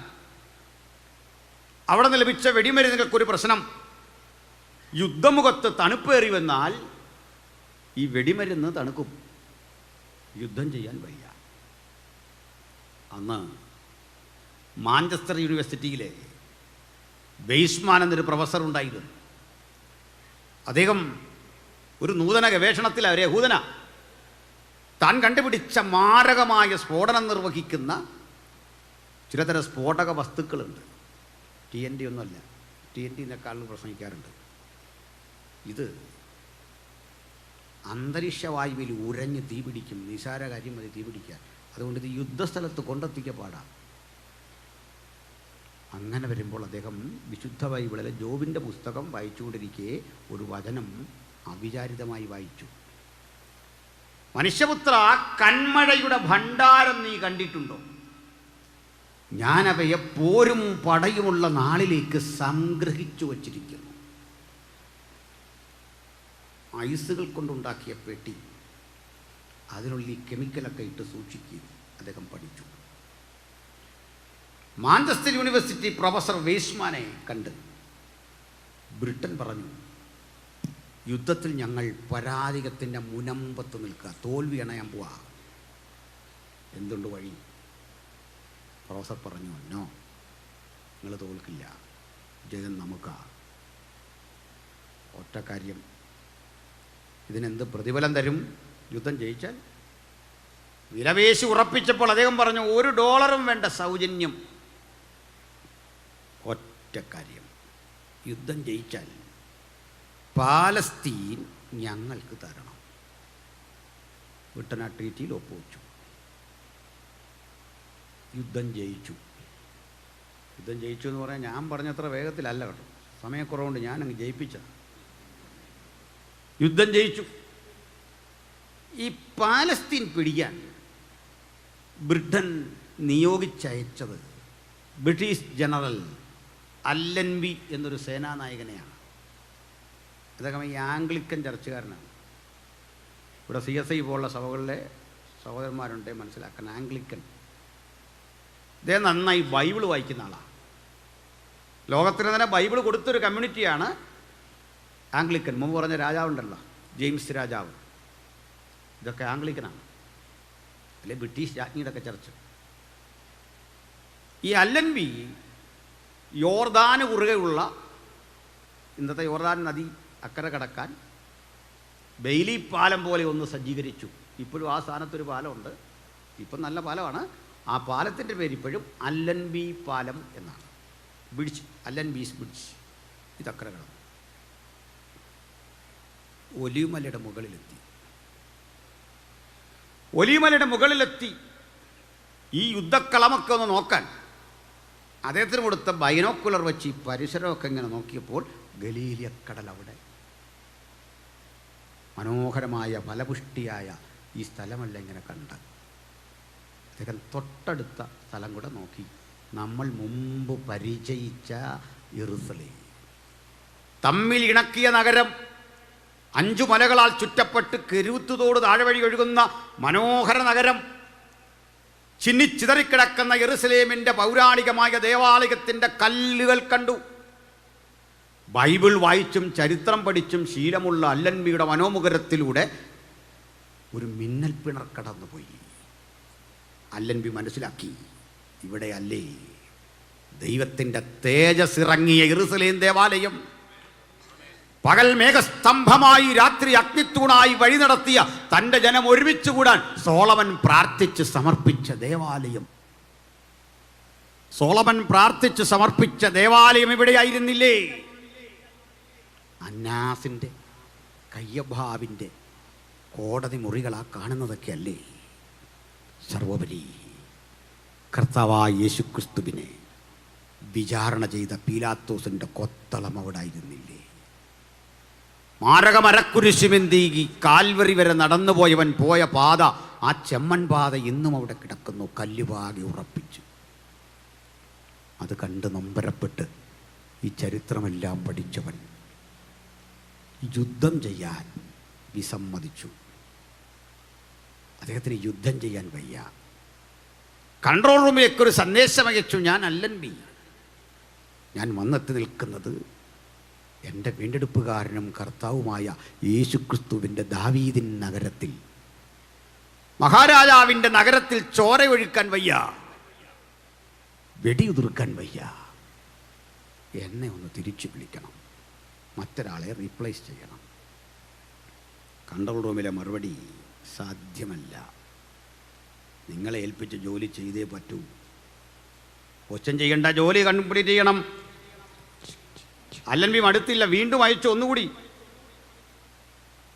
അപ്പോൾ മറുപടി അല്പം മൃദുവായിരുന്നു. മിസ്റ്റർ അല്ലൻബി, നിങ്ങളൊരു പ്രാർത്ഥന മനുഷ്യനാണെന്ന് ഞങ്ങൾക്കറിയാം. നിങ്ങളെപ്പോലെ ബ്രില്യൻ്റായ ഒരാൾക്ക് ഇത് കീഴടക്കാൻ പറ്റൂ. അതുകൊണ്ട് നിങ്ങളുടെ രണ്ടാമത്തെ അപേക്ഷ ഞങ്ങൾ കൈപ്പറ്റി. അത് മറ്റൊന്നുമല്ല, ചോരയൊലിയാതെ വെടിയുതിർക്കാതെ ഞാനിവിടെ ഒഴിപ്പിച്ചു തരാം, എനിക്ക് സമയം നീട്ടിത്താ. മറുപടി, സമയം നീട്ടിത്തന്നിരിക്കുന്നു. അല്ലൻബിയും സഹപ്രവർത്തകരും ചില ദിവസങ്ങൾ അവിടെ കഴിയണം. അവിടുത്തെ യുദ്ധതന്ത്രങ്ങൾ എന്താണെന്ന് ആലോചിക്കണം. തനിക്കും സഹപ്രവർത്തകർക്കും കഴിയാൻ സൈനികന്മാരുടെ ബാരാക്കുകൾ സജ്ജീകരിച്ചു, ടെൻറ്റുകൾ കെട്ടി. അനുദിന ആവശ്യത്തിന് ആഹാരം പാകം ചെയ്യണം, മറ്റിതര കാര്യങ്ങൾക്ക് വെള്ളം വേണം. പല സ്ഥലങ്ങളിൽ പോളിത്തീനുകൾ കൊണ്ടുണ്ടാക്കിയ കൃത്രിമ ടാങ്കുകൾ പല തട്ടുകളിൽ വെച്ച് ജനറേറ്റർ ഡീസൽ ഉപയോഗിച്ച് കറക്കി യോർദാനിൽ നിന്ന് വെള്ളമടിച്ചു. പല തട്ടുകളിൽ കൂടി വെള്ളം നിറച്ച് ഒലിവുമലയുടെ മുകളിൽ എത്തിച്ചു. ടാങ്കിൽ വെള്ളം നിറഞ്ഞിട്ട് താഴോട്ടൊഴുകി കിദ്രോൻ തോട്ടിലും ചെന്ന് വെള്ളം പതിച്ചെന്നാ കണക്ക്. അതിനാ ഞാൻ ആദ്യം ആ ചരിത്രമൊക്കെ പറഞ്ഞു. അന്നേരം ഉറങ്ങിയത് എന്തിനാ? അപ്പോഴാ മനസ്സിലാകാത്ത പോയ പിടികിട്ടിയോ? അല്ല, ഇതെല്ലാം എനിക്കറിയാമെന്ന് പറയാൻ വേണ്ടിയല്ല, കാര്യം മനസ്സിലാക്കാനാ. അക്ഷരാർത്ഥത്തിൽ ഹുസൈൻ്റെ വെല്ലുവിളി ദൈവം അങ്ങ് ഏറ്റെടുത്തു. അങ്ങനെയെങ്കിൽ നമുക്കെതിരെ ആര് വെല്ലുവിളിച്ചാലും തല മാറ്റിക്കൊട്, ഏറ്റെടുക്കേണ്ടവൻ ഏറ്റെടുക്കും. പ്രവർത്തന സ്വാതന്ത്ര്യമില്ലാത്ത ഈ നാട്ടിൽ എത്ര വെല്ലുവിളികൾ കണ്ട തൻ്റെ മക്കൾ ഇവിടെ നിൽക്കുന്നത് പടുത്തുയർത്തി മഹാസൗധമായി പാതാള ഗോപുരങ്ങൾക്ക് ജയിക്കാൻ കഴിയാത്ത ദൈവസഭയുടെ ആഴമേറിയ കല്ലുകൾ അടിസ്ഥാനം ഇവിടെ ഇട്ടത്. ഒരു കാര്യം ഉറപ്പാ, ഇനി നമ്മൾ പിന്നോട്ട് പോകുന്ന ചരിത്രമില്ല. സഭ ആദ്യ ദ്രുതം അതിൻ്റെ ദൗത്യത്തിൽ മുന്നോട്ട് പോവുക തന്നെ ചെയ്യും. ആർക്കു തോൽപ്പിക്കാനാവാത്ത വിധത്തിൽ സഭ അതിൻ്റെ പ്രവൃത്തി ചെയ്തുകൊണ്ടിരിക്കും. ആമേൻ. ഒടുക്കം അല്ലൻബി ഒരു ബൈപ്പോളാർ ഹെലികോപ്റ്ററിൽ ലഘുലേഖകൾ തയ്യാറാക്കി അതിങ്ങനെ താഴേക്കിട്ടു. അവിടെ നിന്നും പാലസ്തീനിലെങ്ങും അതിലെഴുതിയിരുന്നു, കീഴടങ്ങുക, അല്ലെങ്കിൽ ഞാൻ വെടിവെക്കും, ആക്രമിക്കും. മോളിൽ കുറേ കാര്യമുണ്ട്, അത് ചുരുക്കി പറഞ്ഞാൽ ഇത്രേ ഉള്ളൂ. വളരെ സോഫ്റ്റായിട്ടൊക്കെ അഡ്രസ്സ് ചെയ്തേ ജനത്തെ. മക്കളെ, എതിരാളികളെ വിളിച്ച് അങ്ങനെ, മക്കളെ, അദ്ദേഹം പക്വമതിയായ ഒരു പ്രായമുള്ള മനുഷ്യനാ. മക്കളെ, പറന്നു പോകാൻ ശ്രമിക്കരുത്, ആകാശം ഞാൻ അടച്ചിരിക്കുന്നു, പറക്കരുത്, ഇഴഞ്ഞു നീങ്ങരുത്, കര എൻ്റെ പരിധിയിലാണ്, ഇഴഞ്ഞു നീങ്ങരുത്, നീന്തി കടക്കരുത്, സമുദ്രവും ഞാൻ അടച്ചിരിക്കുന്നു, ഒറ്റ വഴി, കീഴടങ്ങുക, അല്ലൻവി. ഇതിൽ ഇവർക്ക് വായിച്ചിട്ട് മനസ്സിലായത് കീഴടങ്ങുക, അല്ലൻവി എന്ന് മാത്രമാണ്. അതിൽ അവരതിന് കണ്ടെത്തിയ അർത്ഥം ഇങ്ങനെയാണ്. അല്ലൻവി എന്ന് പറഞ്ഞാൽ അല്ലാഹ് എഗെയിൻസ്റ്റ് യു, അല്ലാഹ് എതിരാണ്. എൻ്റെ വിദ്യാഭ്യാസം ഇല്ലുള്ള ഗതികേട് ആലോചിച്ചു. കീഴടങ്ങുക, അല്ലെങ്കിൽ വെടിവെക്കും. അവർ വെള്ളക്കൊടി ഉയർത്തി കീഴടങ്ങി.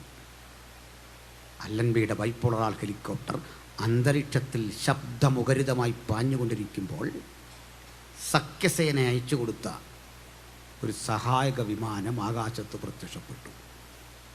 അതിങ്ങനെ ക്ലോക്ക് വൈസിൽ നഗരം ചുറ്റാൻ തുടങ്ങി. റഷ്യയുടെ സഹായക വിമാനം മറുതലക്കിൽ നിന്ന് വന്നു. അത് ആൻറ്റി ക്ലോക്ക് വൈസിൽ ചുറ്റാൻ തുടങ്ങി. സൈനികരുടെ ആ വിന്യാസം അറിയാമല്ലോ. എങ്ങും ശബ്ദമുഖരിത അന്തരീക്ഷം, ആറാബ്സ് ഭയന്നു. ഇതെല്ലാം അത്ഭുതം. കാലങ്ങൾക്കപ്പുറത്ത് പ്രവാചകൻ എഴുതി വെച്ചു, അന്നാളിൽ പക്ഷി ചുറ്റിപ്പറന്ന് കാക്കും പോലെ ഞാൻ യെരൂശലേമിനെ കാത്തുകൊള്ളും. അവളെ തൊടുന്നവർക്കൊക്കെ അവൾ ഭാരമേറിയൊരു കല്ലാകും, അവൾ മുറിവുൽപ്പാദിപ്പിക്കും. പ്രവചനം നിറവേറിക്കൊണ്ട് അന്ന് യെരൂശലേം അല്ലൻബിയുടെ കയ്യിലെത്തി, ബ്രിട്ടനോട് കൂട്ടിച്ചേർത്തു. കാര്യം ഇതാണെങ്കിലും യുദ്ധം തീർന്നിട്ട് ചിരിച്ചു കിട്ടിയില്ല ഇസ്രായേലിന്. കാരണം അറബ് കൺട്രീസും അതുപോലെ റഷ്യയും ഈ നീക്കത്തിനെതിരായി. തദ്ദേശവാസികളായി ഇവിടെയുള്ള പാലസ്തീനികൾക്ക് ബുദ്ധിമുട്ടാകും, പറ്റില്ല. എണ്ണയുടെ രാഷ്ട്രീയം, റഷ്യയുടെ എതിരൽ, ഇതെല്ലാം വന്ന് പ്രശ്നമായി. പക്ഷെ പറഞ്ഞ സ്ഥിതിക്ക് കൊടുക്കാതിരിക്കാനും വയ്യ. ആകെ പ്രശ്നം. ഒടുക്കം ഒരു കാര്യം ചെയ്തു. ഇന്ന് യോർദാൻ എന്ന് പറയുന്ന നദിയുടെ ഇങ്ങേ തലക്കലുള്ള ഭാഗം മുഴുവൻ ഇസ്രായേൽ മക്കൾക്ക് വരാം, സ്ഥലം വില കൊടുത്തു വാങ്ങാം, അക്കരെ കയറരുത്. പണം കൊടുത്ത് വിലയ്ക്ക് വാങ്ങിക്കൊള്ളണം. അങ്ങനെ പണം കൊടുത്ത് വിലയ്ക്ക് വാങ്ങും. തങ്ങൾ വിറ്റഴിക്കുന്ന സ്ഥലത്തിൻ്റെ മൂല്യമറിയാതെ അറബ്സ്, അവിടുത്തെ പലസ്തീനികൾ സ്ഥലം വിറ്റുകൊണ്ടേയിരുന്നു. അങ്ങനെയെങ്കിൽ ഒരു കാര്യം മനസ്സിലാക്കൂ, ഇക്കരെയുള്ള ഭാഗമുണ്ടല്ലോ, പശ്ചിമ ഭാഗം, നമ്മൾ വെസ്റ്റ് ബാങ്ക് എന്നൊക്കെ പറയുന്ന ഭാഗം ഉൾപ്പെടെയുള്ള ഭൂപ്രദേശം മാറ്റിയിരുന്നു. അതായത് ഇപ്പൊ പറഞ്ഞ യെരൂശലേം അടക്കമുള്ള സ്ഥലം ഇസ്രായേൽ മക്കൾക്ക് കിട്ടിയില്ല. അവർക്ക് അവിടെ നിന്ന് താമസിക്കാം. അക്കരെ യെരൂശലേമിൽ കയറാൻ പറ്റില്ല. വില കൊടുത്ത് അവർ സ്ഥലം വാങ്ങി. ഒടുക്കം ഇതും കണ്ട് അംഗസംഖ്യ കൂടുന്ന കണ്ട് നാട്ടുകാർ പക്ഷമായി. ഇനി ജൂതന് സ്ഥലം കൊടുക്കാൻ പാടില്ല, ഞങ്ങളേതായാലും എരിക്കുന്നു, ശ്വാസം മുട്ടിക്കുന്നു. ഒരു ഫോർമുല കൂടി ബന്ധം പറ്റി. സാർ ആദർ ബാൽഫർ, അദ്ദേഹമാണ് ഈ സ്ഥലം കൊടുക്കുന്നത്. ബാൽഫർ വിളംബരം എന്ന് പറയും. സ്ഥലം കൊടുത്തു. അക്കരെ കിടക്കുന്ന സ്ഥലം ഇന്ന് നമ്മൾ യോർദാൻ വിളിക്കുന്ന രാജ്യം, അത് മുഴുവൻ പാലസ്തീനിൽ ഇരിക്കട്ടെ. അതൊക്കെ മനസ്സായതാണ്. പക്ഷെ അറബ് രാജ്യങ്ങളും റഷ്യയൊക്കെ പറഞ്ഞു അത് വേണ്ട, ഇത് നിങ്ങളുടെ സ്ഥലം, നിങ്ങളെന്തിനാ എഴുതുപോലെ നിങ്ങളിവിടെ കണ്ടിരിക്കും. അന്ന് അതെങ്കിലും അംഗീകരിച്ചെങ്കിൽ ഇത് കിട്ടിയത്. ആ ഫോർമുല തള്ളിക്കളഞ്ഞ അവരുടെ വലിയ പരാജയം. മനസ്സിലായ ചരിത്രം. അപ്പൊ പിന്നെ ഇപ്പൊ ആരാടെ ഭരിക്കുന്നറിയുന്നേ? ഇവിടുത്തെ ആരാ? ആർക്കും വേണ്ടാതെ വന്നപ്പോൾ ഇസ്രയേലിന് കിട്ടിയാൽ കൊള്ളാൻ കൊടുക്കൂല. ഇവിടുത്തെ പ്രധാനപ്പെട്ട മസ്ജിദിൽ ബാങ്ക് വിളിക്കുന്ന ഒരു കുടുംബത്തെ അറബികൾ വിളിച്ച് ഫ്രീ ആയിട്ട് കൊടുത്ത സ്ഥലമാണ് യോർദാൻ. ചോദിക്കാതെ കിട്ടിയത് രാജ്യം. ഒരു ഡിമാൻഡ് ഇല്ല, നിങ്ങൾക്ക് ഇരിക്കട്ടെ, വെറുതെ കിട്ടിയതാണ്. ബാക്കി കാര്യങ്ങളിലേക്ക് ഒത്തിരി പറയാം, പരിമിതികൾ നിങ്ങൾക്കറിയാം, ചോദിച്ചാൽ പറയാം. അത്രയും കൊണ്ടവിടെ നിൽക്കട്ടെ. അങ്ങനെ അംഗസംഖ്യ വർദ്ധിച്ചു വർദ്ധിച്ചു വർദ്ധിച്ചു പോയി. അവർ വളർന്നു. ആരും അംഗീകരിക്കാതെ വന്നപ്പോൾ 48 മെയ് 14 അവർ സ്വയം പ്രഖ്യാപിച്ചു, ഞങ്ങൾ ഇന്നു മുതൽ സ്വതന്ത്രവും പരമാധികാരവുമുള്ള ഒരു രാജ്യം. അമേരിക്ക അംഗീകരിച്ചു, UK അംഗീകരിച്ചു, ഇന്ത്യ അംഗീകരിച്ചു, മറ്റു പല രാജ്യങ്ങളും അംഗീകരിച്ചില്ല. ഇതൊക്കെ എന്തിനാ പറഞ്ഞില്ലേ? പിന്നീടുള്ള യുദ്ധവും അനന്തര കാര്യവുമൊക്കെ പറയാൻ എനിക്ക് പരിമിതിയുണ്ട്. ആ രാജ്യം തിരിച്ചു വന്നു. ഈ തിരിച്ചു വരവിൽ ഒരു കാഴ്ച നിങ്ങൾക്ക് കാണാം. 6 ദിവസത്തെ യുദ്ധം എന്ന പേരിൽ ചരിത്ര പ്രസിദ്ധമായ യുദ്ധം നടന്നു. ആ യുദ്ധത്തിൽ ഈ വെസ്റ്റ് ബാങ്കും അവർ പിടിച്ചു. വെസ്റ്റ് ബാങ്ക് മുഴുവൻ അവരുടെ പക്കലാക്കി. എന്ന് വെച്ചാൽ പഴയ ജെറുസലേം എന്ന് പറഞ്ഞ് ഞാൻ ആദ്യം പറഞ്ഞ ഇടം മുഴുവൻ യൂതരുടെ കയ്യിലായി. ഓരോ യുദ്ധം കഴിയും തോറും ഈ ഭൂമി എക്സ്റ്റെൻഡ് ചെയ്ത് അവർ പിടിച്ചു. ഇപ്പോഴും നടക്കുക. ഒടുവിൽ ഇവിടെ തിരിച്ചടിക്കാൻ ശ്രമിച്ച അറബികൾ പലസ്തീനികൾക്ക് ഒരു പരാജയം. പല വഴിക്ക് ആക്രമിച്ച വഴിക്ക് ഒരിക്കലും തുറക്കാതെ കിടക്കുന്ന യെരുസലേമിന്റെ കിഴക്കേ വാതിൽ പരിസരത്ത് അവർ ക്യാമ്പ് ചെയ്തു. അവിടെ ആയുധം വിന്യസിക്കാൻ തുടങ്ങുമ്പോൾ അതിന് തയ്യാറെടുത്ത പടയാളികൾ പലരും മോഹാലസ്യപ്പെട്ടു വീണു. യുദ്ധം തുടരാനാവാതെ നിർത്തി സന്ധി സംഭാഷണങ്ങൾക്കൊടുവിൽ യുദ്ധം അവസാനിപ്പിച്ചു. സന്ധിയെല്ലാം കഴിഞ്ഞ് യുദ്ധത്തിൽ ഇടപെട്ട പാലസ്തീനികൾ പരസ്പരം ചോദിച്ചു, ഈ ദേവാലയം ഇരുന്ന സ്ഥലം ഇപ്പം നമ്മുടെ കയ്യിലാണ്, അവിടെ പള്ളികളുണ്ട്, പക്ഷെ എന്തുകൊണ്ട് അതിൻ്റെ കിഴക്കേ വാതിൽ നമുക്ക് ആക്രമിച്ച് പൊളിക്കാനാവുന്നില്ല? ചോദ്യം ശക്തിപ്പെട്ടപ്പോൾ ഉത്തരം യഹൂദ അറബിമാർ പറഞ്ഞു. വായിക്കാം ഒരു വേദഭാഗം. യെശയ്ക്കൽ പ്രവചനം 44-ാം അധ്യായം 1 മുതൽ വായിക്കണം. എന്തുകൊണ്ട് യെരുസലേമിന്റെ കിഴക്കേ വാതിൽ അടഞ്ഞു കിടക്കുന്നു? വായിക്കാം. 44-ന്റെ 1 മുതൽ.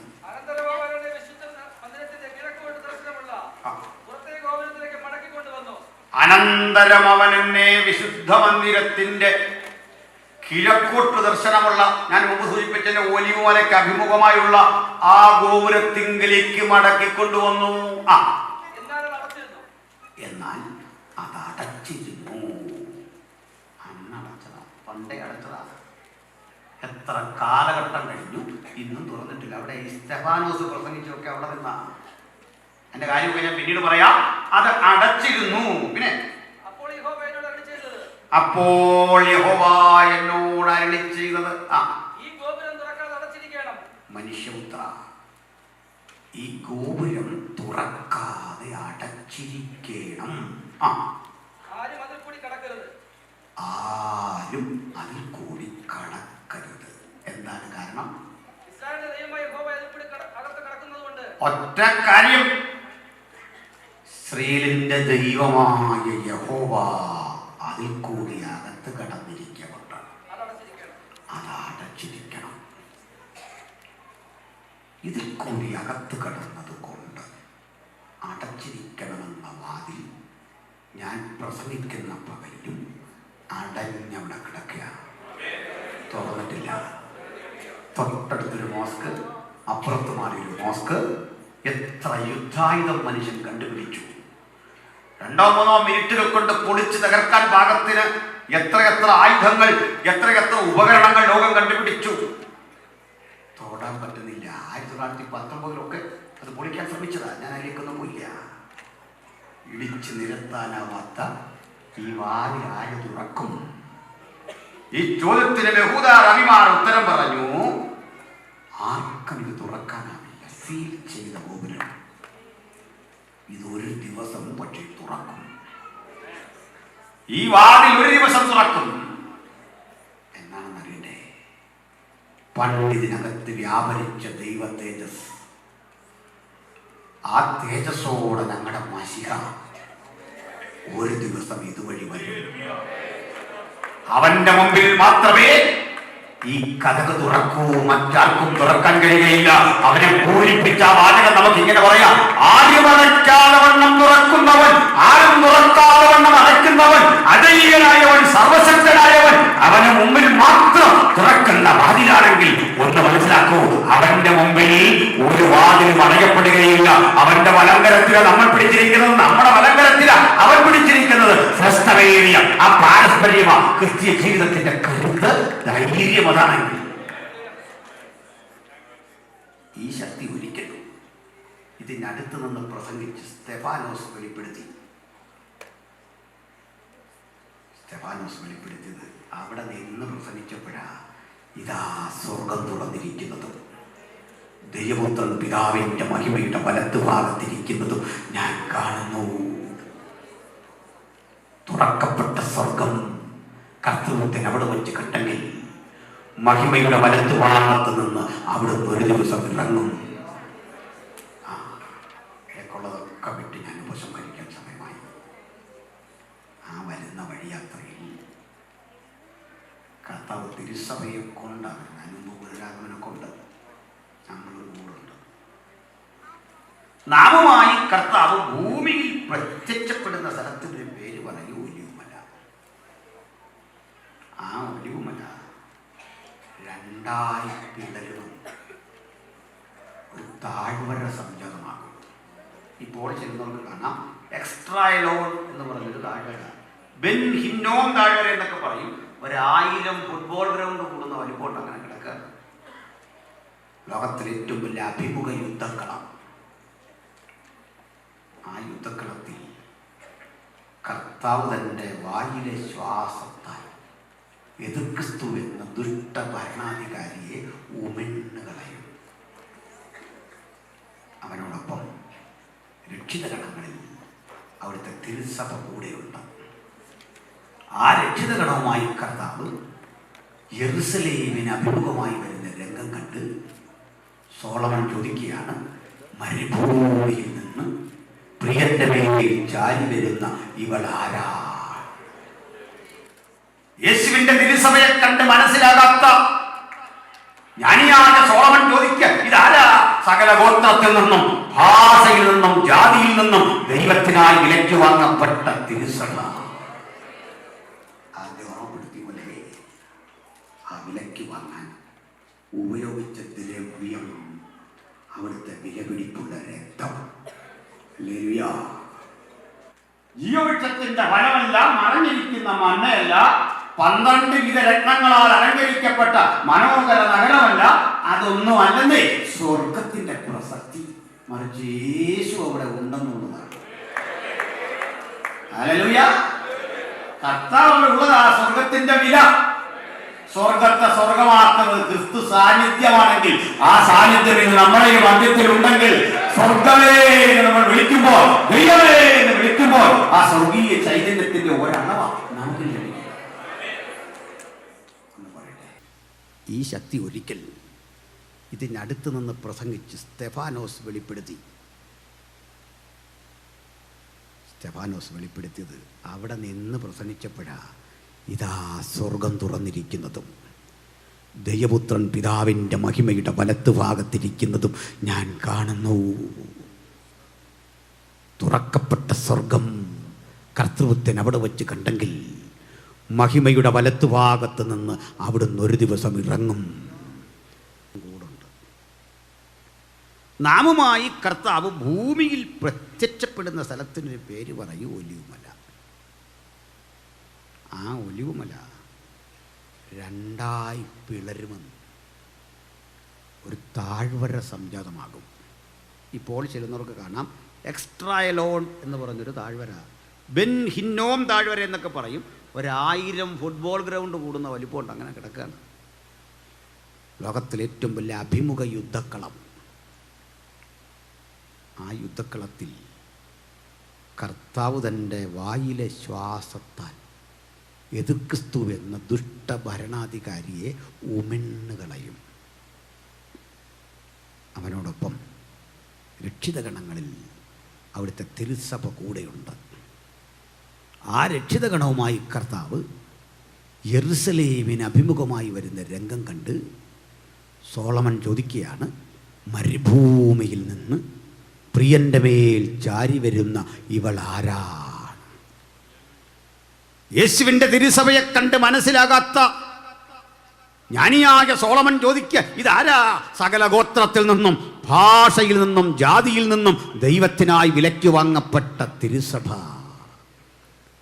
ആദ്യം ഓർമ്മപ്പെടുത്തിയ പോലെ ആ വിലയ്ക്ക് വാങ്ങാൻ ഉപയോഗിച്ച ദ്രവ്യം അവിടുത്തെ വിലപിടിപ്പുള്ള രക്തം.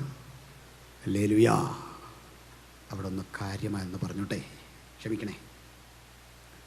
നമ്മൾ ഭൂമിയിൽ ഒത്തിരി പാട്ടുകൾ പാടും. കാസ് പറഞ്ഞ പോലെ സൗരന്മാരൊക്കെ നല്ല പാട്ടാണ്.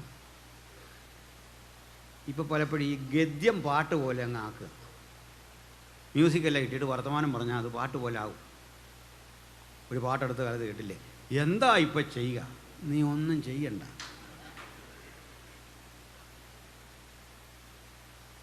എന്തൊക്കെയാ പാട്ടാന്ന് പറഞ്ഞ് മനുഷ്യൻ പാടുന്നല്ലേ. എന്നാൽ നമ്മൾ ഇവിടുന്ന് ഒത്തിരി പാട്ട് പാടും. സ്വർഗീയ സന്തോഷത്തെക്കുറിച്ചൊക്കെ പാടും, നിത്യതയെക്കുറിച്ചൊക്കെ പാടും, തങ്കത്തെരുവീഥികളെക്കുറിച്ച് പാടും, മനോഹരങ്ങളായ രത്നഖചിതമായ കിരീടങ്ങളെക്കുറിച്ച് പാടും. പക്ഷേ സ്വർഗത്തെ സ്വർഗമാക്കുന്നത് തങ്കത്തെരുവീഥി അല്ല, നമുക്ക് കിട്ടുന്ന കിരീടവും അല്ല, ജീവവൃക്ഷത്തിൻ്റെ ഫലമല്ല, മറഞ്ഞിരിക്കുന്ന മന്നയല്ല, 12 വിധ രത്നങ്ങളാൽ അലങ്കരിക്കപ്പെട്ട മനോഹര നഗരമല്ല, അതൊന്നുമല്ലെന്നേ സ്വർഗത്തിൻ്റെ പ്രസക്തി. മറിച്ച് യേശു അവിടെ ഉണ്ടെന്നുള്ളതാണ്. ഹല്ലേലൂയ. കർത്താവ് അവിടെ ഉള്ളതാ സ്വർഗത്തിൻ്റെ വില. സ്വർഗത്തെ സ്വർഗമാക്കുന്നത് ക്രിസ്തു സാന്നിധ്യമാണെങ്കിൽ, ആ സാന്നിധ്യം ഇന്ന് നമ്മുടെ മധ്യത്തിലുണ്ടെങ്കിൽ, സ്വർഗമേ എന്ന് നമ്മൾ വിളിക്കുമ്പോൾ, ദൈവമേ എന്ന് വിളിക്കുമ്പോൾ, ആ സ്വർഗീയ ചൈതന്യത്തിൻ്റെ ഒരളവാ നമുക്ക് ലഭിക്കുന്നത്. ഒന്ന് പറയട്ടെ, നമ്മളൊക്കെ ഇവിടെ വരും മുമ്പ് നമ്മുടെ പിതാക്കന്മാരൊക്കെ ഇവിടെ വന്നു. അന്ന് ഇങ്ങനെയുള്ള ജോലിയൊന്നും അല്ല. നമുക്ക് പ്രൊഫഷണൽ വിദ്യാഭ്യാസമൊക്കെ ആയിട്ടൊരു 30 കൊല്ലം 35 കൊല്ലത്തിൽ കൂടുതലായില്ല. അതിന് മുമ്പ് കട്ടിപ്പണിയല്ലേ. കപ്പലിലൊക്കെ വന്ന മനുഷ്യരില്ലേ, കട്ടിപ്പണി, അടിമത്തം. ഇന്നത്തെ സ്വാതന്ത്ര്യമൊന്നുമില്ല. 2-3 വർഷം കൂടുമ്പോൾ വീട്ടിലെത്തുന്ന അപ്പനെ കാണാൻ ഇങ്ങനെ നാട്ടുകാരെ നമ്മളെല്ലാം കൂടും. പെർഫ്യൂമുണ്ട്, വിലപിടിപ്പുള്ള വസ്തുക്കളുണ്ട്. പക്ഷെ ഇവിടെ അനുഭവിച്ച ത്യാഗമൊന്നും നമുക്കറിയില്ല. വരുമെന്നറിയുമ്പോഴേ നാട്ടുകാരും കൂട്ടുകാരും ഒക്കെ എഴുതും, അവിടുന്ന് വരുമ്പോൾ ഇന്നത് കൊണ്ടുവരണം, മക്കൾ എഴുതി ഇന്നത് കൊണ്ടുവരണം. പലതും ആളുകൾ എഴുതി വിടുമ്പോഴും ഒന്നും ചോദിക്കാത്ത ഒരാൾ വീട്ടിലുണ്ട്. അത് നമ്മുടെ അമ്മയായിരുന്നു. ഒന്നും ചോദിച്ചില്ല. ഒന്നും ചോദിക്കാതിരുന്നത്, ഒന്നും പറഞ്ഞില്ലെങ്കിലും കാന്തയ്ക്കറിയാം. പക്ഷെ വന്നപ്പോഴേ മക്കൾക്കുള്ള കൊടുത്തു, എല്ലാവർക്കും കൊടുത്തെങ്കിലും കാന്തൻ വെറും കൈയോടല്ല വന്ന്. ഏറ്റവും വിലപിടിപ്പുള്ളൊരു ഗിഫ്റ്റ് കാന്തയ്ക്കുണ്ട്. എന്നാൽ അതുപോലും വാങ്ങി മാറ്റി വെച്ചിട്ട് കാന്ത പറയുക, ഇതൊന്നും വേണ്ട, ഞാൻ ഇതിനല്ല കാത്തത്, അങ്ങയെ കാണാനാ കാത്തിരുന്നേ. നമുക്ക് പറയാം, സ്വർഗത്തിലും നിന്നെ അല്ലാതെ ഞാനൊന്നും ആഗ്രഹിക്കുന്നില്ല. സ്വർഗത്തെ സ്വർഗമാക്കുന്നത് തിരുസാന്നിധ്യമാണ്. തങ്കക്കിരീടങ്ങളല്ല, മനോഹരമായ ഗോപുരങ്ങളല്ല, ആ കാഴ്ചകളൊന്നും ഞങ്ങളെ ആവേശഭരിതരാക്കുന്നില്ല. അവിടെ കിട്ടുന്ന പ്രതിഫലങ്ങളല്ല ഞങ്ങളുടെ ആവേശം. ഞങ്ങൾക്കായി ക്രൂശിക്കപ്പെട്ട അങ്ങവിടെ ഉണ്ടെന്നുള്ള ഓർമ്മ, ആ തിരുമുഖം കാണണമെന്നുള്ള ആഗ്രഹം. സ്വർഗത്തിലും നിന്നെയല്ലാതെ മറ്റൊന്നും ആഗ്രഹിക്കുന്നില്ല. ഞാൻ യഹോവയുടെ ഒരു കാര്യം അപേക്ഷിച്ചു, അവൻ അങ്ങയുടെ മനോഹരത്വം കാണുവാൻ, ആ മന്ദിരത്തിൽ ധ്യാനിപ്പാൻ. ആ ക്രിസ്തുവിനെ ഇന്നിരു പകൽ ആർക്കാവശ്യമുണ്ട്? ആ ക്രിസ്തു സാന്നിധ്യം, ആ ക്രിസ്തു മൂല്യം അവർക്ക് ആവശ്യമുണ്ട്. ക്രിസ്തുരഹിതമായ ഒരു സ്വർഗത്തെയും ജീവിതത്തെയുമല്ല നമ്മൾ ആഗ്രഹിക്കുന്നത്. ക്രിസ്തു സാന്നിധ്യമില്ലാത്ത ഒരു നിമിഷവും സന്തോഷപ്രദമല്ല, ഉന്മേഷപ്രദമല്ല. ക്രിസ്തു സാന്നിധ്യം സുപ്രധാനം.